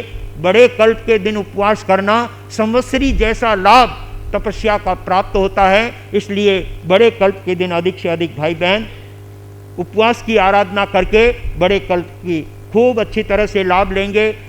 यहाँ पर अंतगढ़ सूत्र का वांचन चल रहा है और उस अंतगढ़ सूत्र के माध्यम से तीसरा वर्ग आप सुन रहे हैं। श्री कृष्ण वासुदेव के द्वारिका नगरी के अंदर अरिष्ट नेमी भगवान का जब जब पधारना होता है तो कोई न कोई भाग्यशाली आत्मा उनके चरणों में समर्पित होने के लिए अपनी सुंदर भावनाओं का परिचय देता है। अरे राजा, रानियां, राजकुमार और बड़े बड़े सेठ साहूकार, वे परमात्मा के चरणों में अपना जीवन समर्पित करके संयम और तप के द्वारा अपनी आत्मा को भावित करने के लिए परमात्मा के चरणों में अपना जीवन समर्पित करते हैं। और ये बात हम अंतगढ़ सूत्र के माध्यम से तीसरे वर्ग के द्वारा श्रवण कर रहे हैं। कृष्ण वासुदेव का अद्भुत राज्य, जनता को प्रसन्नता देने वाला, जनता को खुशियां देने वाला, और जो शासक जनता के हित में कार्य करता है उनका हित अपने आप हो जाया करता है। इसलिए श्री कृष्ण के शासन काल में सर्वत्र शांति और आनंद का साम्राज्य चल रहा था। उस बीच में क्या घटना होती है, ये बात कल आपको अंतगढ़ सूत्र के माध्यम से श्रवण करने को मिलेगी। श्री कृष्ण का किन परिस्थितियों में जन्म होता है और श्री कृष्ण के यहाँ पर किन किन महापुरुषों का जन्म होता है, उन सारे जिक्र का आप लाभ उस अंतगढ़ सूत्र के द्वारा श्रवण करेंगे। आइए सब लोग अंतगढ़ सूत्र सुनने के लिए ठीक 8:30 बजे तेरापंथ सभा भवन में उपस्थित होने का ध्यान रखेंगे। प्रकृति साथ देगी, प्रवचन यहीं पर करने का भाव है। जब से चातुर्मास लगा है तब से लगभग चातुर्मास तेरापंथ सभा भवन में होते हैं। कोई विशेष प्रकृति का प्रकोप हो जाता है, बरसात वगैरह होती है, तो वहाँ पर प्रवचन करने की भावना रहती है, अन्यथा प्रवचन अपना तेरापंथ सभा भवन में ही रखा गया है और यहीं पर करने की भावना है। अतः आप 8:30 बजे उपस्थित होकर के सामायिक की आराधना के साथ अंतगढ़ सूत्र का वांचन सुनेंगे, अंतगढ़ सूत्र की महिमा सुनेंगे। अंतगढ़ सूत्र के अंदर जिन महान आत्माओं का संयमी जिक्र चलता है उनको सुनकर के हमारे दिल में भी धर्म के प्रति, तप त्याग के प्रति और जिन शासन की सुंदर भावनाओं के प्रति हमारी सुंदर भावना बनेगी और हम धर्म ध्यान में लग करके अपने जीवन का भी उत्कर्ष कर सकेंगे, अपने जीवन को भी पावन बना सकेंगे। उन्होंने अपने परिवारजनों के प्रति और विशेष करके अपने माता पिता के प्रति जो उन्होंने सुंदर भावनाओं का परिचय दिया, माँ बाप का कितना उपकार संतान के ऊपर होता है, इस संदर्भ में तो कल आपके सामने चर्चा करने की भावना रखता हूँ।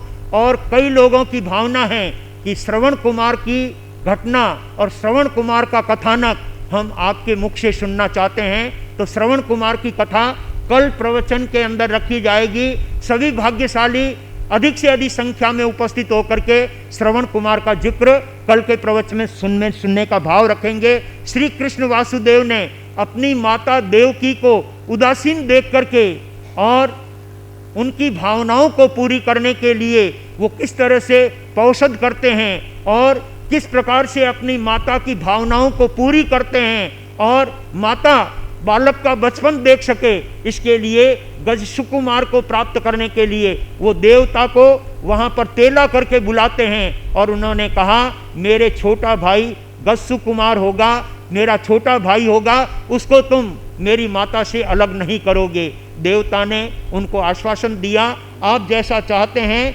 वैसा ही होगा, आप निश्चिंत रहें, मैं आपके छोटे भाई को माता से दूर नहीं करूँगा। ये बात श्री कृष्ण अपने पौषधशाला से संपन्न करके माता देवकी के पास आते हैं और उनको बताते हैं कि आप अच्छी तरह से बालक का बचपन देख सकोगे, ऐसा मैंने उपाय किया है। और उस बात को लेकर के अपने माता की चिंता कैसे दूर करते हैं, ये बात एक भजन की पंक्तियों के द्वारा आपके सामने प्रस्तुत की जा रही है।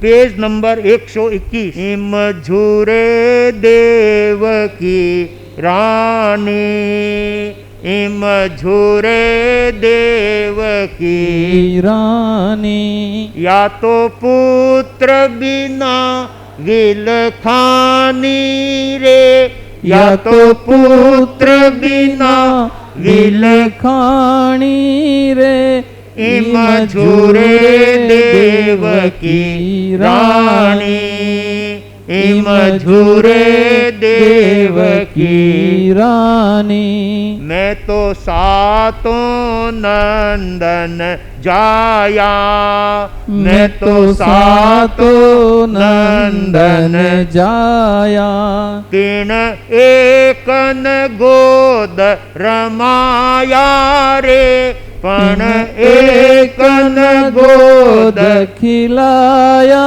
रे इम झूरे देवकी रानी, इम झूरे देवकी रानी। बड़ी बड़ी राजरानियां और बड़ी बड़ी सेठानियां पुत्र के बिना उनको अपने मन में कितनी ग्लानि होती है, कितना पछतावा होता है, कितना उनके दिल में दुख होता है। ये महारानी देवकी के इन विचारों से हम जान सकते हैं। देवकी अपने भवन में बैठी हुई विचार कर रही है, जिन 6 मुनियों के दर्शन मैंने किए और वो मुनि और किसी के पुत्र नहीं, मैंने ही उनको जन्म दिया है, मैंने ही उनको जो है अपने उदर से जन्म दिया है। ये बात जान करके देवकी अपने भवन में आकर चिंतित होकर के बैठी हुई है। और उस समय में श्री कृष्ण अपनी माता के पग वंदन करने के लिए आते हैं, माता को वंदन करने आते हैं, उनको प्रणाम करने आते हैं, उनको धोख देने के लिए आते हैं। भाग्यशालियों, जो अपने माता पिता का बुढ़ापे के अंदर ध्यान रखते हैं, वो माँ बाप के उपकारों से हल्का होने का कार्य करते हैं। श्री कृष्ण जैसे 3 खंड के नाथ, वो भी अपनी माता को रोज पग वंदन करने के लिए जाते हैं, रोज उनको प्रणाम करने के लिए जाते हैं। तो प्यारे पुत्रों, सभी को चाहिए कि वो अपने माँ बाप को सवेरे उठ करके प्रणाम करे, धोख देवे। और एक बात याद रखना, धोख देवो तो बहुत अच्छी बात है, हमारे दिल को बहुत खुशी मिलेगी। धोख देना बहुत अच्छी बात है, परंतु कभी धक्का मत देना। धोख देना बहुत अच्छा है, परंतु कई बच्चे अपने माँ बाप को धक्का दे करके वृद्ध आश्रम के अंदर ले जा करके रख देते हैं। ये धक्का नहीं देना तो और क्या है। श्री कृष्ण अपनी माता को पग वंदन करने के लिए जाते हैं और देवकी रानी उस समय चिंता के शोक सागर में गोते खा रही थी। घर पालनो नहीं बंधायो, घर पालनो नहीं बंधायो, नहीं मधुर हालरियो गायो रे, नहीं मधुर हालरियो गायो रे, इम झूरे देवकी रानी, इम झूरे देवकी रानी। घुघरा चुखनी न बसाई, घुघरा चुखनी न बसाई, झूमर पिन नहीं बंधाई रे, झूमर पिन नहीं बंधाई रे, इम झूरे देवकी रानी, इम झूरे देवकी रानी। देवकी महारानी अपने बालकों के बचपन को नहीं देखते हुए, बालकों के बचपन की सारी गतिविधियां नहीं देखने के कारण अपने मन में क्या क्या विचार लाती है, क्या क्या उसके दिल में रह रह करके भाव उठते हैं। और वो अपने आप में विचार करते हुए कहती है, नहीं गहना कपड़ा पहराया, नहीं गहना कपड़ा पहराया, नहीं झुगलिया टोपी सिवाया रे, नहीं झुगलिया टोपी सिवाया रे, इम झूरे देवकी रानी, इम झूरे देवकी रानी। नहीं काजल आँख लगायो, नहीं काजल आँख लगायो, नहीं स्नान करी न जिमायो रे, नहीं स्नान करी न जिमायो रे, इम झूरे देवकी रानी, इम झूरे देवकी रानी। नहीं स्तन पय पान करायो, नहीं स्तन पय पान करायो। रूठाने नहीं मनायो रे, रूठाने नहीं मनायो रे। इम झूरे देवकी रानी, इम झूरे देवकी रानी। मैं तो कड़िया नहीं उठायो, मैं तो कड़िया नहीं उठायो। नहीं अंगुली पकड़ चलायो रे, नहीं अंगुली पकड़ चलायो रे।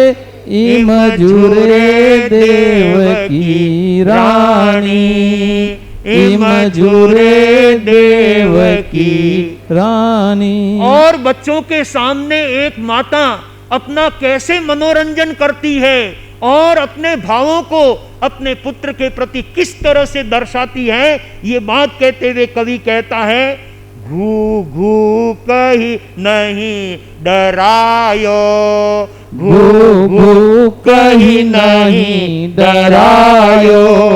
नहीं गुद गुलिया से हंसायो रे, नहीं गुद गुलिया से हंसायो रे।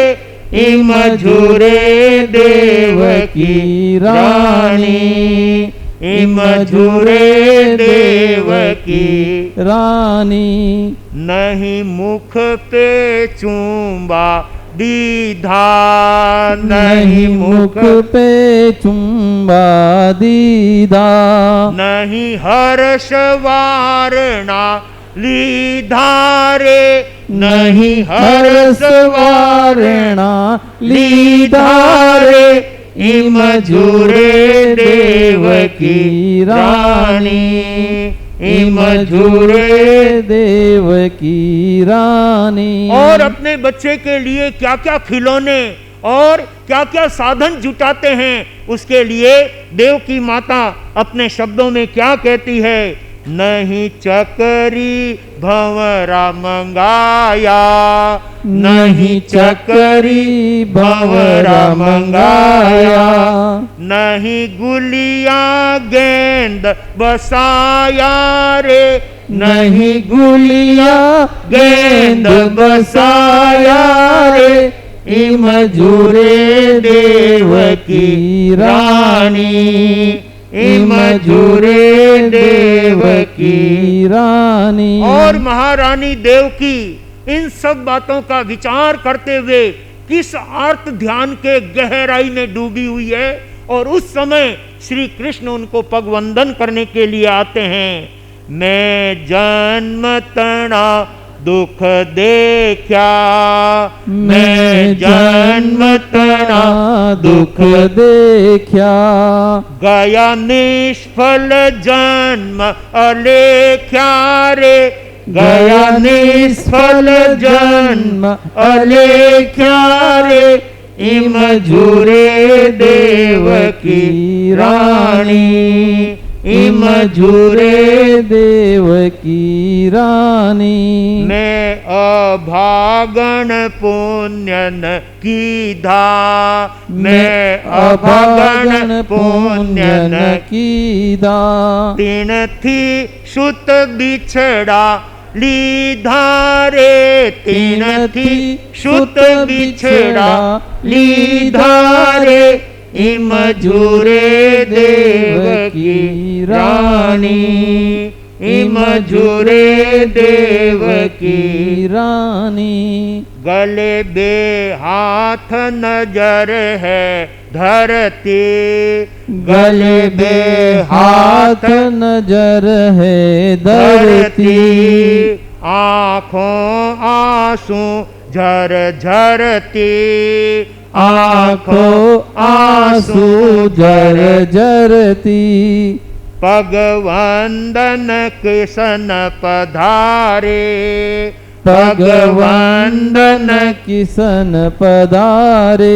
माझी ने उदास निहारे रे, माझी ने उदास निहारे रे, इम जुरे देवकी रानी, इम जुरे देवकी रानी।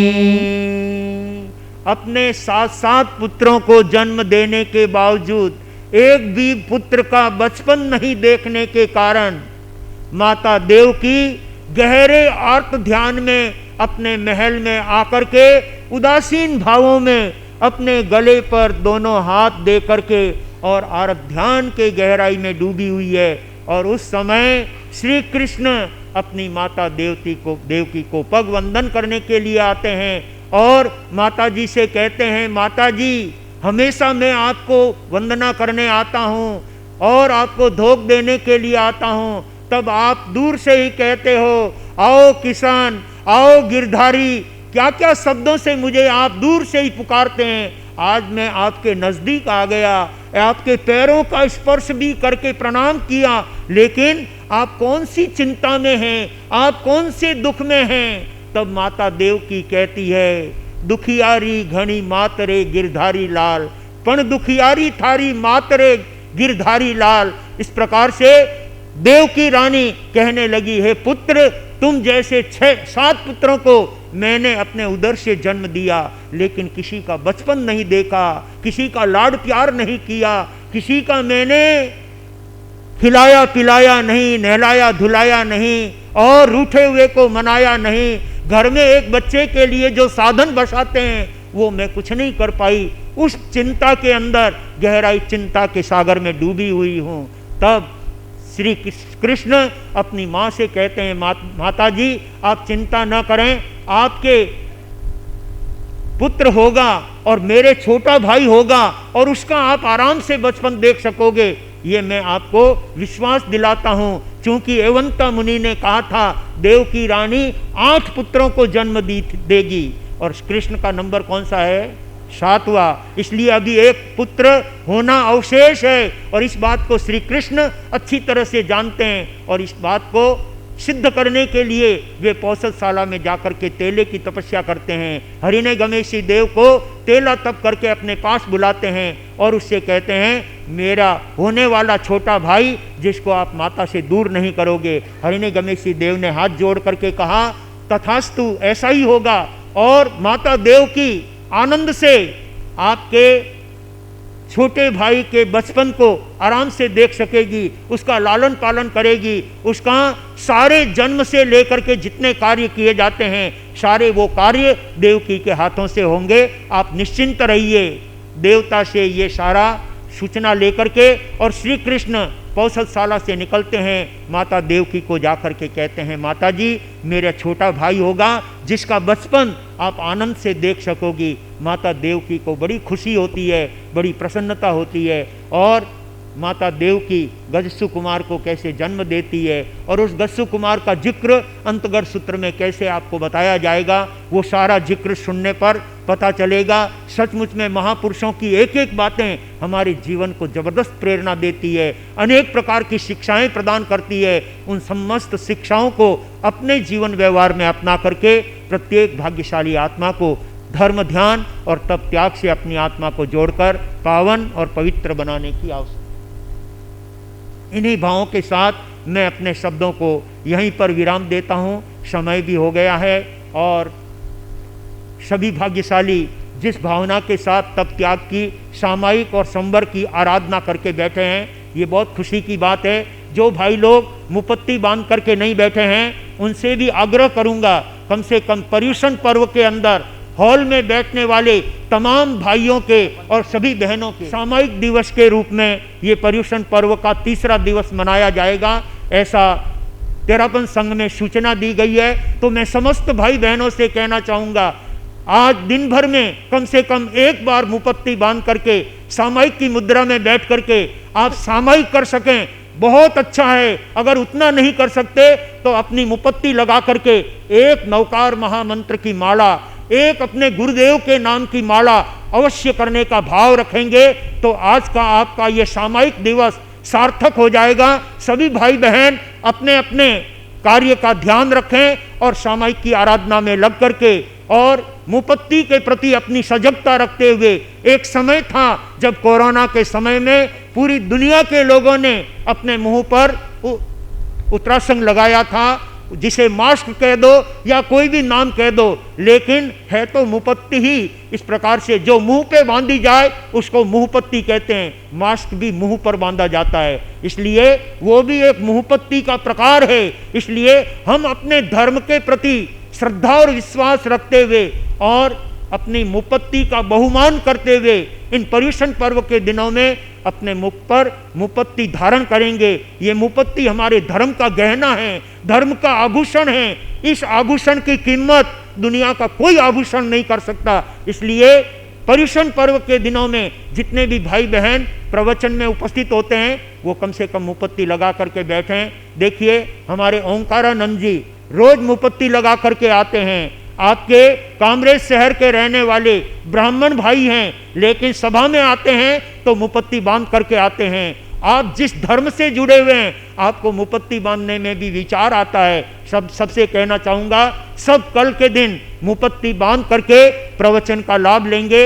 हो सके तो सामायिक की लाइन में आओ। ये सब सामायिक करने वाले दोहरा लाभ उठाते हैं, सामायिक का लाभ और प्रवचन का लाभ। आप केवल प्रवचन का लाभ उठाते हो। जो जाजम पर बैठे हैं ना मेहमान बन करके, वो केवल प्रवचन का लाभ उठाते हैं, लेकिन जो सामायिक करते हैं वो दोहरा लाभ प्राप्त करते हैं। इसलिए महाजन वही होता है जो दोहरा लाभ उठाने का भाव रखता है। तो आप पर्युषण पर्वाधिराज के अंदर दोहरा लाभ उठा करके अपने जीवन को धर्म ध्यान से तप त्याग से जोड़ने का भाव बनाएंगे और अपने जीवन को परम पावन बनाने का लक्ष्य रखेंगे। इन्हीं शब्दों के साथ मैं अपने भावों को यहाँ पर विराम देता हूँ और सभी भाग्यशालियों से मेरे शब्दों से किसी को कोई आघात लगा हो, किसी के हृदय को कोई ठेस लगा हो, तो मैं हाथ जोड़ करके सबसे माफ़ी चाहता हूँ, क्षमा याचना करता हूँ। क्योंकि इस समय में हम नहीं कहेंगे तो हमारे भक्तों को कौन जो है धर्म का रास्ता बताएगा, कौन धर्म का मार्ग बतलाएगा।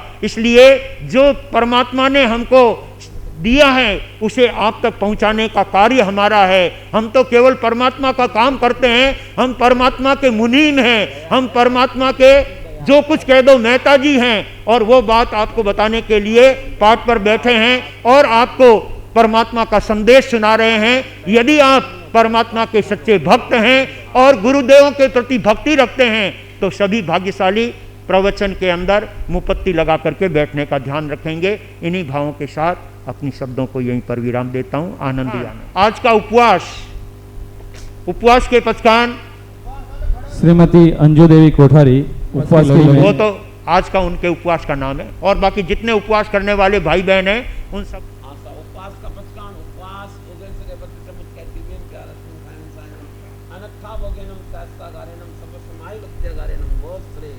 तपस्या करने वालों को धन्यवाद। बहुत बहुत धन्यवाद। साधना जी, राकेश जी दलाल। आइमिल का पचकान फरमाओ। आइमिल का पचकान आइमिलम पचकान सब वगेनम शास्त्र गान केत सत्यनम उखित वगेनम पुरुष मुखेनम सब समाहि व्यक्त्यागारेनम गोस्त्रे। तपस्या करने वालों को आज का एकासन कई भाई बहनों के वो भी एकासन करने वाले भाई बहन हैं, वो खड़े होकर के एकासन के पचकान लेंगे। एकासन की लड़ी में श्रीमती लीला देवी पोखरणा। एकाष्टम गुरु बोठानेनम मैत्रागारेणम सब समाहि व्यक्त्यागारेणम गोस्त्रेव। तपस्या करने वालों को धन्यवाद। आज का बेला 2 उपवास, किसी भाग्यशाली के 2 उपवास हो तत्काल खड़े हो जाएंगे बेले के पचकान। नहीं तो आगे बढ़ता हूँ। तेले के पचकान 3 उपवास तेला। हाँ तेला जहाँ का तेला है। हाँ, और जो आगे नहीं बढ़ो चाहे नाम दे दीजिए अपना, हमार पहले नाम दे दो। हाँ सा तेला का पचकान तेला अठम बत्तम दिव्यम प्यार अश्रम खायम सायम अनथा भुगेनम सहसा गारेणम सब समाहि व्यक्त्यागारेणम वस्त्रे। तपस्या करने वालों को धन्यवाद। बहुत बहुत धन्यवाद। 4 उपवास चौला 4 उपवास 4 उपवास से आपका 10 बत्तम दिव्यम प्यार अश्रम खायम सायम अनथा भुगेनम सहसा गारेणम सब समाहि व्यक्त्यागारेणम वस्त्रे। कई भाई और बहनों ने 4-4 उपवास के प्रत्याख्यान महावीर भवन में कर लिए हैं, आगे बढ़ने के भाव हैं। सभी तपस्वियों के लिए बहुत बहुत धन्यवाद। आज का 5 उपवास इधर 5 उपवास सहस्रागारेणम सपसमाहि वत्यागारेणम दीपक जी खमेसरा 5 उपवास है। आपने भी बोली ली थी और तपस्या के कड़ी में आगे बढ़ रहे हैं, आगे बढ़ने के भाव हैं। बहुत बहुत धन्यवाद। 6 उपवास आपका 14 बत्तम पचका तीव्यम प्यारस्नं खायम सायम अनथा भोगेनम सहस्रागारेणम सपसमाहि वत्यागारेणम बहुत श्रेय। हेतल बाई गन्ना जिनके आज 8 उपवास है, और भी कोई भाई बहन हो 8 उपवास वाले खड़े होकर 8 उपवास के प्रत्याख्यान देंगे। 8 उपवास हेतल बाई गन्ना। हाँ 18 बत्तम पचका तीव्यम प्यारस्नं खायम सायम अनथा भोगेनम सहस्रागारेणम सपसमाहि वत्यागारेणम बहुत श्रेय। 9 उपवास 10, 11 अनथा भोगेनम सहस्रागारेणम सपसमाहि वत्यागारेणम बहुत श्रेय। तपस्या करने वालों को धन्यवाद। विसार पुलिंगवंतम कंठेधारी जो संयमनुतस्य कर रोगमारी दुष्ट जराजंतु सामम चिट्ठौ दूरे मंतो तुझ पुनामो विभोपलो नर्तिरिये सुविजीवा पावंति दुख दोगम दुवसमते लद्धे चिंतामणि कपवाय भये पावंति अभिज्ञानम जीवाय रामरम प्राणम ये संतो माय सैबत्ति बन्निपुरेणियेन तादेव दिज्य बोइंग भवे भवे पास दिन संदय भवे भवे पास दिन संदय। पर्यूषण जैसा कोई पर्व नहीं। आप सबको पर्यूषण पर्व की बहुत बहुत हार्दिक बधाई शुभकामना। सूचना में बाहर से पधारे हुए सभी मेहमानों तपस्वियों की श्री संघ हार्दिक स्वागत अभिनंदन करता है। और आप सभी की नवकाशी भोजन व्यवस्था महावीर भवन पर रखी गई है। और इसी के साथ श्री संघ के किसी भी परिवार में दया, एकासन, आयम्बिल, उपवास एवं कोई भी तपस्या करने वाले की तपस्या के पालने की व्यवस्था श्री महावीर भवन पर रखी गई है। आप सभी इसका ध्यान रखेंगे और अपना इस व्यवस्था में सहयोग प्रदान करेंगे। तेले तपस्वी के नाम गुरुदेव हमारे पास आज आए हैं और कोई तेले तपस्वी आज यहाँ पर उपस्थित है। उसमें रूपाली विमल जी पोरवाड़ कीम से, उगम भाई राजमल जी चावत, रेखा अश्विन जी बोलिया, मंजू देवी गन्ना, छोटिया सामरा, राजीबेन धूलचंद जी पोखरना, परी विकास जी हिंगड़, ये सब तेले तप के तपस्वी है और जिन्होंने पालना कर रहे हो और आज यहाँ पर उपस्थित हो। संघ के द्वारा उनके सम्मान के लिए तपस्वी जो भी तेले तपस्वी मैंने जो नाम बोले वो आगे आ जाए। बंधुओं, आज हमारे बीच में भाई श्री सुनील कुमार जी लोसर के पार्टनर सतीश जी के भी आज तेले की तपस्या है। और पर्यूषण पर्व में ये प्रतिवर्ष कोई न कोई बड़ी तपस्या करते हैं। भाई सतीश जी पटेल जो मूलतः सौराष्ट्र के रहने वाले काठियावाड़ के, यहाँ पर भाई श्री सुनील जी लोसर के साथ पार्टनर के रूप में अपनी सुंदर व्यवसाय में लगे हुए हैं। और उस व्यवसाय के अंदर लगे हुए होने के साथ आप आज तेले की तपस्या लेकर के आए हैं, आगे बढ़ने का भाव रखते हैं। बहुत बहुत धन्यवाद सतीश भाई, आपने अपने पार्टनर के ध्यान रखते हुए सचमुच केवल आपने उस व्यावसायिक क्षेत्र में ही पार्टनर नहीं रहे हैं, लेकिन सुनील भाई के आप आध्यात्मिक क्षेत्र में भी पार्टनर बन करके तेले की तपस्या करते हुए जो भी भाग्यशाली तेले के आज तेला तप करना चाहते हैं और जिनका लास्ट है वो अपना नाम यहाँ दे देंगे स्टेज पर, तो उनका सबका सम्मान किया जाएगा। और प्रत्येक भाई बहन का सम्मान लास्ट तपस्या के पचखान के समय में उनका सम्मान होगा। सभी के सम्मान के लिए आप नाम यहाँ मंच पर ला करके देने का ध्यान रखेंगे। बहुत बहुत धन्यवाद सुनील भाई, आपने अपने पार्टनरों को भी धर्म से जोड़ने का कार्य किया। अपने व्यवसाय के साथ साथ जो धर्म को याद रखता है, जिन शासन को याद रखता है, परमात्मा को याद रखता है और गुरु को याद रखता है, वो अपने जीवन में हमेशा सफलता के चरण चूमने वाला होता है। बहुत बहुत धन्यवाद। मैं उगम भाई राजमल जी चावत, रेखा अश्विन जी बोड़िया, मंजू देवी गन्ना, छोटिया जी सामरा, राजीबेन धूलचंद जी पोखरना, परी विकास जी हिंगड़, रूपाली विमल जी पोरवाड़ कीम से, श्री ज्ञानचंद जी सा सुराणा किशनगढ़, श्री पारसमल जी सा लोडा। जय। रजत मुद्रा से सम्मान करेंगे और तेले वालों का संघ के द्वारा तपस्वी का सम्मान। और उसके पश्चात कालिया परिवार से महिला में जमुना देवी, नीरूबेन चावत और मीना जी बुंदेला, जो भी उपस्थित हो महिला आगे बढ़ा जाए कालिया परिवार से भी, और इन सभी तपस्वियों का सम्मान। शुक्लेचा परिवार केवल स्वागत ही नहीं करता है लेकिन स्वयं भी नीलेश जी तपस्या बात। करता है। उनके परिवार में अभी भी तपस्या चल रही है। 4 तपस्याएं 28 से ऊपर की हो गई है और अभी 5वीं तपस्या शुक्लेचा परिवार में चल रही है। बहुत बहुत धन्यवाद शुक्लेचा परिवार को। स्वाति कैलाश जी मेहता, वेड रोड, ये जो नाम जिनके तेले तब की तपस्या संपन्न हो चुकी है, कृपया आगे बढ़ा जाए, सभी एक साथ में यहाँ पे सामने खड़े रह जाएं और शुक्लेचा परिवार संघ से साल व खेस के द्वारा सम्मान करेंगे और कालिया परिवार की महिलाएं और शुक्लेचा परिवार की बहनें इन बहनों को साल ओढ़ा करके सम्मान करेगी। साल पहले भाया को 2100 रुपये की राशि जीव देवन लाली साहब, विकास कुमार जी साहब, विपुल कुमार साहब हिंगड़ भीमगढ़ की तरफ से श्री संघ को प्राप्त हो रही है। जीव दया में ताराचंद जी साहब, पोखराज जी साहब बोहरा, जयचंद जी सुराना किशनगढ़, उनकी तरफ से 2100 रुपये की राशि। उनके सभी परिजन आज की हमारी धर्म सभा वो उनके लिए। आप थोड़ा धैर्य रखेंगे। ये प्रकृति का एक अपना रूप है और प्रकृति के आगे किसी का कुछ भी नहीं चलता है, ऐसा समझ करके अपने जीवन को धैर्य रखेंगे और दिवंगत आत्मा के लिए हम अच्छी भावना रखेंगे। उनकी आत्मा सुखों शांति को प्राप्त करे, ऐसी भावनाओं को साथ में लेते हुए आरत ध्यान नहीं करें और उनकी आत्मा के लिए जितना आप धर्म ध्यान और जितना उनके लिए परमार्थ आदि का कार्य कर सकते हैं वो करके उनकी आत्मा को शांति प्रदान करें। यही मंगल मनीषा उस दिवंगत आत्मा हिम्मत मल जी साहब कोरवाल के लिए हैं। और पिताजी के सामने एक बेटा जाता है, पिता को कितना लगता है वो तो वही अनुभव कर सकते हैं। लेकिन मैं कोरवाल साहब से कहूँगा आप थोड़ा सा इस अवसर पर मजबूत रहेंगे, धैर्य रखेंगे और प्रकृति के स्वरूप को समझते हुए अपने आप को धर्म ध्यान में और परमात्मा की भक्ति में लगाकर उनकी आत्मा के लिए भी आप अच्छा धैर्य के साथ में आगे बढ़ाएंगे। इसी के साथ मंगल पाठ। 2 भाई हैं। अच्छा 2 भाई हैं। हिम्मत मल जी 2 भाई हैं। अच्छा बहुत, ये हिम्मत मल जी से छोटे हैं।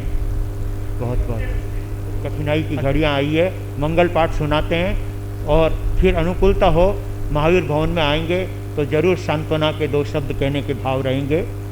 गुरुदेव की आज्ञा से चत्तारि मंगलम अरिहंता मंगलम सिद्धा मंगलम साहु मंगलम केवली पन्नतो धमो मंगलम चत्तारि लोगुत्तमा अरिहंता लोगुत्तमा सिद्धा लोगुत्तमा साहु लोगुत्तमा केवली पन्नतो धमो लोगुत्तमो चत्तारि शरणं पविध्यामि अरिहन्ते शरणं पविध्यामि सिद्धे शरणं पविध्यामि साहु शरणं पविध्यामि केवली पन्नतम धम्मम शरणं पविध्यामि। 4 मंगल 4 उत्तम 4 शरणा और दूजा कोय जो भव्य प्राणी आदरे अक्षय अमर है। खूब खूब आनंद। जी हाँ आनंद मंगल। हाँ ठीक है।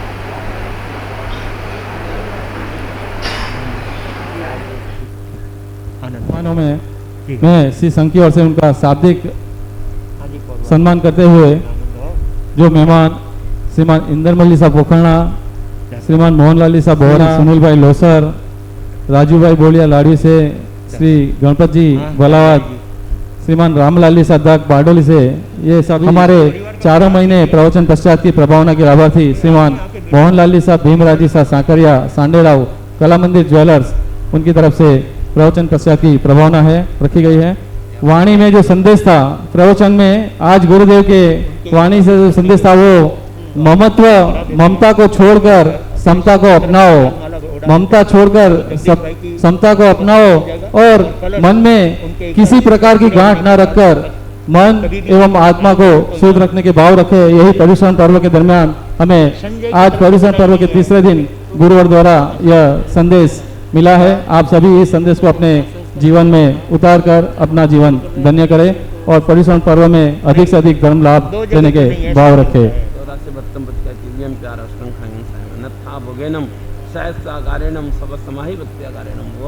तपस्या करने वालों को, जिन शासन की शान बढ़ाने वालों को, छोटी उम्र में बड़ी तपस्याख्यान लिए हैं, संघ उनके तपस्या का सम्मान कर जाओ। आगे ले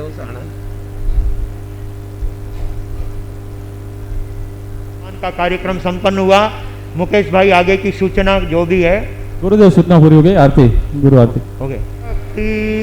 दीप धरे धरा गगन पुलकित प्रकृति का कण कण तुम पर हर्षे हैं। नित नित वीक्षित नौ कुसुमों का पराग तुम पर वर्षे हैं। कण में दमकांत आरती उतारे भक्ति दीप धरे। पाकर तुमको धन्य धरा जिन शासन गौरवशाली है। कदम कदम बसंत है, कदम कदम दिवाली है। पाक त्रिभुवन आज निछावर है। अम्बा गुरुवर मंगल मूरत क्षमता साधक मुनिवर है। मौक्तिक शिष्य संत गुणवंत सब जन धन धन शब्द वदंत। आरती उतारे भक्ति दीप धरे। फतेह नगर की पुण्य धरा पर पावन धाम महान है। स्वर्ग सिधारे जहाँ पर लाखों भक्तों के भगवान है। सेवा करते सुर नर वृंद मिटते जन्म जन्म के द्वंद्व। भक्त भ्रमर गुण कीर्तन विरचित यश चरणों में गुंजित है। प्रतिपल वर्धित कुमुदानंद जय जय अक्षय आनंद कंद। आरती उतारे भक्ति दीप धरे। आरती उतारे भक्ति दीप धरे। आरती उतारे भक्ति दीप धरे। नाम तुम्हारा कमल कन्हैया अमर रहे। इस लोक में परलोक में, इस लोक में परलोक में। शरण पड़ेगा तूने हर दुख टाला। नाम तुम्हारा कमल कन्हैया अमर रहे। इस लोक में परलोक में, इस लोक में परलोक में। नमो उज्जायानम पद के धारी तुम। आगम के अनुयायी समता योगी तुम। सहनशीलता तुमने जग को दिखलाई। ओ करुणा के सागर भरो मेरा गागर। जग का अंधेरा मेटो कर दो उजाला। रचना तेरे मन भाई। धर्म ध्वजा आबू पर्वत पर फहराई। शरणागत ने आकर यहाँ शरण पाई। ज्ञान ध्यान शिक्षा की बातें सिखलाई। ओ गोविंद के लाला परहित वाला। दीन दुखी का तू ही रखवाला। नाम तुम्हारा कमल कन्हैया अमर रहे। इस लोक में परलोक में, इस लोक में परलोक में। विनय मुनीसा नहीं देखा सेवा भावी। तन मन अर्पण किया गुरु भक्ति माई। गुरु कमल आशीष दी गौतम ताई। संजय फूल सागर गुरु कृपा पाई। ओ शासन सितारा तू है प्राण प्यारा। अक्षय पुकारे झेलो वंदन हमारा। नाम तुम्हारा कमल कन्हैया अमर रहे इस लोक में परलोक में, इस लोक में परलोक में। अहिंसा जय हो। आचार्य सम्राट परम श्रद्धेय डॉक्टर शिव मुनि जी महाराज साहब की जय हो। तेरापंथ धर्म संघ के आचार्य भगवान श्री महाश्रमण जी महाराज साहब की जय हो। जिन शासन गौरव गणाधीश प्रवर पूज्य श्री उमेश मुनि जी महाराज साहब की जय हो। श्रवण संघीय प्रथम युवाचार्य पूज्य श्री मधुकर मुनि जी महाराज साहब की जय हो। वर्तमान युवाचार्य पूज्य श्री महेंद्र ऋषि जी महाराज साहब की जय हो। कर्नाटक गज के श्री घोर तपस्वी पूज्य श्री गणेशी लाल जी महाराज साहब की जय हो। साहब की जय हो। राजस्थान के श्री उपाध्याय प्रवर पूज्य श्री पुष्कर मुनि जी महाराज साहब की जय हो। उपाध्याय प्रवर आगमन योग प्रवर्तक पूज्य गुरुदेव श्री कन्हैया लाल जी महाराज साहब की जय हो। मेवाड़ मुकुटमणि आगम ज्ञाता पूज्य गुरुदेव श्री हस्तीमल जी महाराज साहब की जय हो। मेवाड़ प्रवर्तक पूज्य गुरुदेव श्री मगन मुनि जी महाराज साहब की जय हो। अहिंसा दिवाकर शेरे राजस्थान लोकमान्य वरिष्ठ प्रवर्तक पूज्य श्री रूपचंद जी महाराज साहब की जय हो। श्रवण संघीय महामंत्री पूज्य गुरुदेव श्री सौभाग्य मुनि जी महाराज साहब की जय हो। मेवाड़ प्रवर्तक भोले बाबा पूज्य गुरुदेव श्री मदन मुनि जी महाराज साहब की जय हो। महाराष्ट्र प्रवर्तक पूज्य श्री कुंदन ऋषि जी महाराज साहब की जय हो। मारवाड़ प्रवर्तक पूज्य श्री शुकन मुनि जी महाराज साहब की जय हो। उप प्रवर्तक आगम प्रभावक कमल कुल दिवाकर पूज्य श्री विनय मुनि जी महाराज साहब की जय हो। मधुर व्याख्यानी प्रवचन गज के श्री उप प्रवर्तक श्री गौतम मुनि जी महाराज साहब की, मेवाड़ भास्कर उप प्रवर्तक श्री कमल मुनि जी महाराज साहब की, तपो केसरी श्री संजय मुनि जी महाराज साहब की, तत्व चिंतक श्री सागर मुनि जी महाराज साहब की, नव दीक्षित श्री चैतन्य मुनि जी महाराज साहब की, राजस्थान सिंहनी महासती जी श्री प्रेमवती जी महाराज साहब की, सभी साधु संतों की आज के आनंद की एक सूचना है आवश्यक। जिस किसी भी धर्म प्रेमी बंधु के मतलब यहाँ जो वस्त्र चेंज करते हो वहाँ पर रूम में किसी के पैसे हमें प्राप्त हुए, किसी के पैसे अगर वहाँ पर रह गए हो तो कृपया कार्यालय पर आकर मेरा संपर्क करके वो अपने पैसे प्राप्त कर सकते हैं। और श्रीमान नवरत्न मल्ली साहब चौरड़िया अहमदाबाद, उनकी तरफ से 1100 रुपये की राशि से संघ को प्राप्त हो रही है। श्रीमान लादू लाली साहब मेहर साठंबा, उनकी तरफ से भी 1100 रुपये की राशि से संघ को प्राप्त हो रही है। आपका बहुत बहुत धन्यवाद।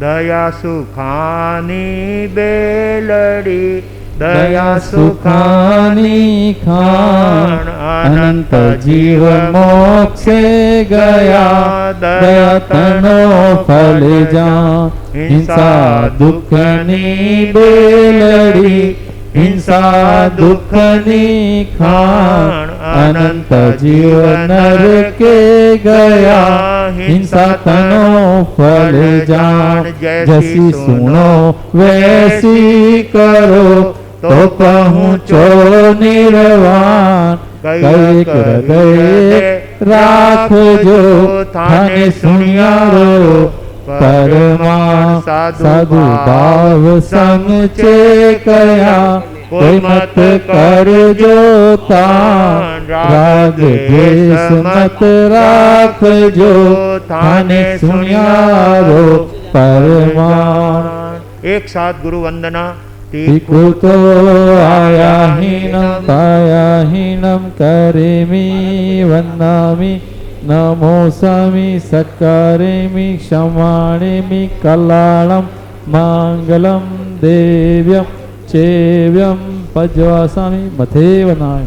तिकु तो आया हीनम पाया हीनम करेमि वन्दामि नमोसामि सत्कारेमि क्षमाणेमि कल्याणं मांगलम देव्यं चेव्यं पज्वासामि मथे वनामि। तिकु तो आया हीनम पाया हीनम करेमि वन्दामि नमोसामि सत्कारेमि क्षमाणेमि कल्याणं मांगलम देव्यं चेव्यं पज्वासामि मथे वनामि।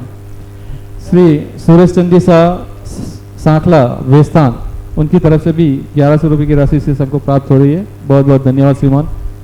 नमो हरिहंताणम, नमो सिद्धाणम, नमो आयरियाणम, नमो वज्रयाणम, नमो लोये सब सावणम, ऐसो पंच नमोकारो सब पावपणा सुनो मंगलम च सभ्य सिंह पड़मंग हवै मंगलम चत्तारि मंगलम अरिहंता मंगलम सिद्धा मंगलम साहु मंगलम केवली प्रणतो धमो मंगलम ताल लोगुत्तमा अरिहंता लोगुत्तमा सिद्धा लोगुत्तमा साहु लोगुत्तमा केवली प्रणतो धमो लोगुत्तमा चत्तारि शरणम पवज्जामि अरिहंते शरणम पवज्जामि सिद्धे शरणम पवज्जामि साहु शरणम पवज्जामि केवली प्रणतम धम्मम शरणम पवज्जामि अरिहंतों का शरणा, सिद्धों का शरणा, साधुओं का शरणा, केवली प्रवृत्ति दया धर्म का शरणा, ये 4 शरणा दुर्गति हरणा ओरण शरणों कोई जो भव्य प्राणी आदरे तो अक्षय अमर पदो से लब्धि तणा भंडार श्री गुरु गौतम समरिये मनवांचित फलदाता भावे भावना भाविये भावे दीजे दान भावे धर्म आराधिये भावे केवल ज्ञान भावे पथ निर्माण। जय जिनेन्द्र।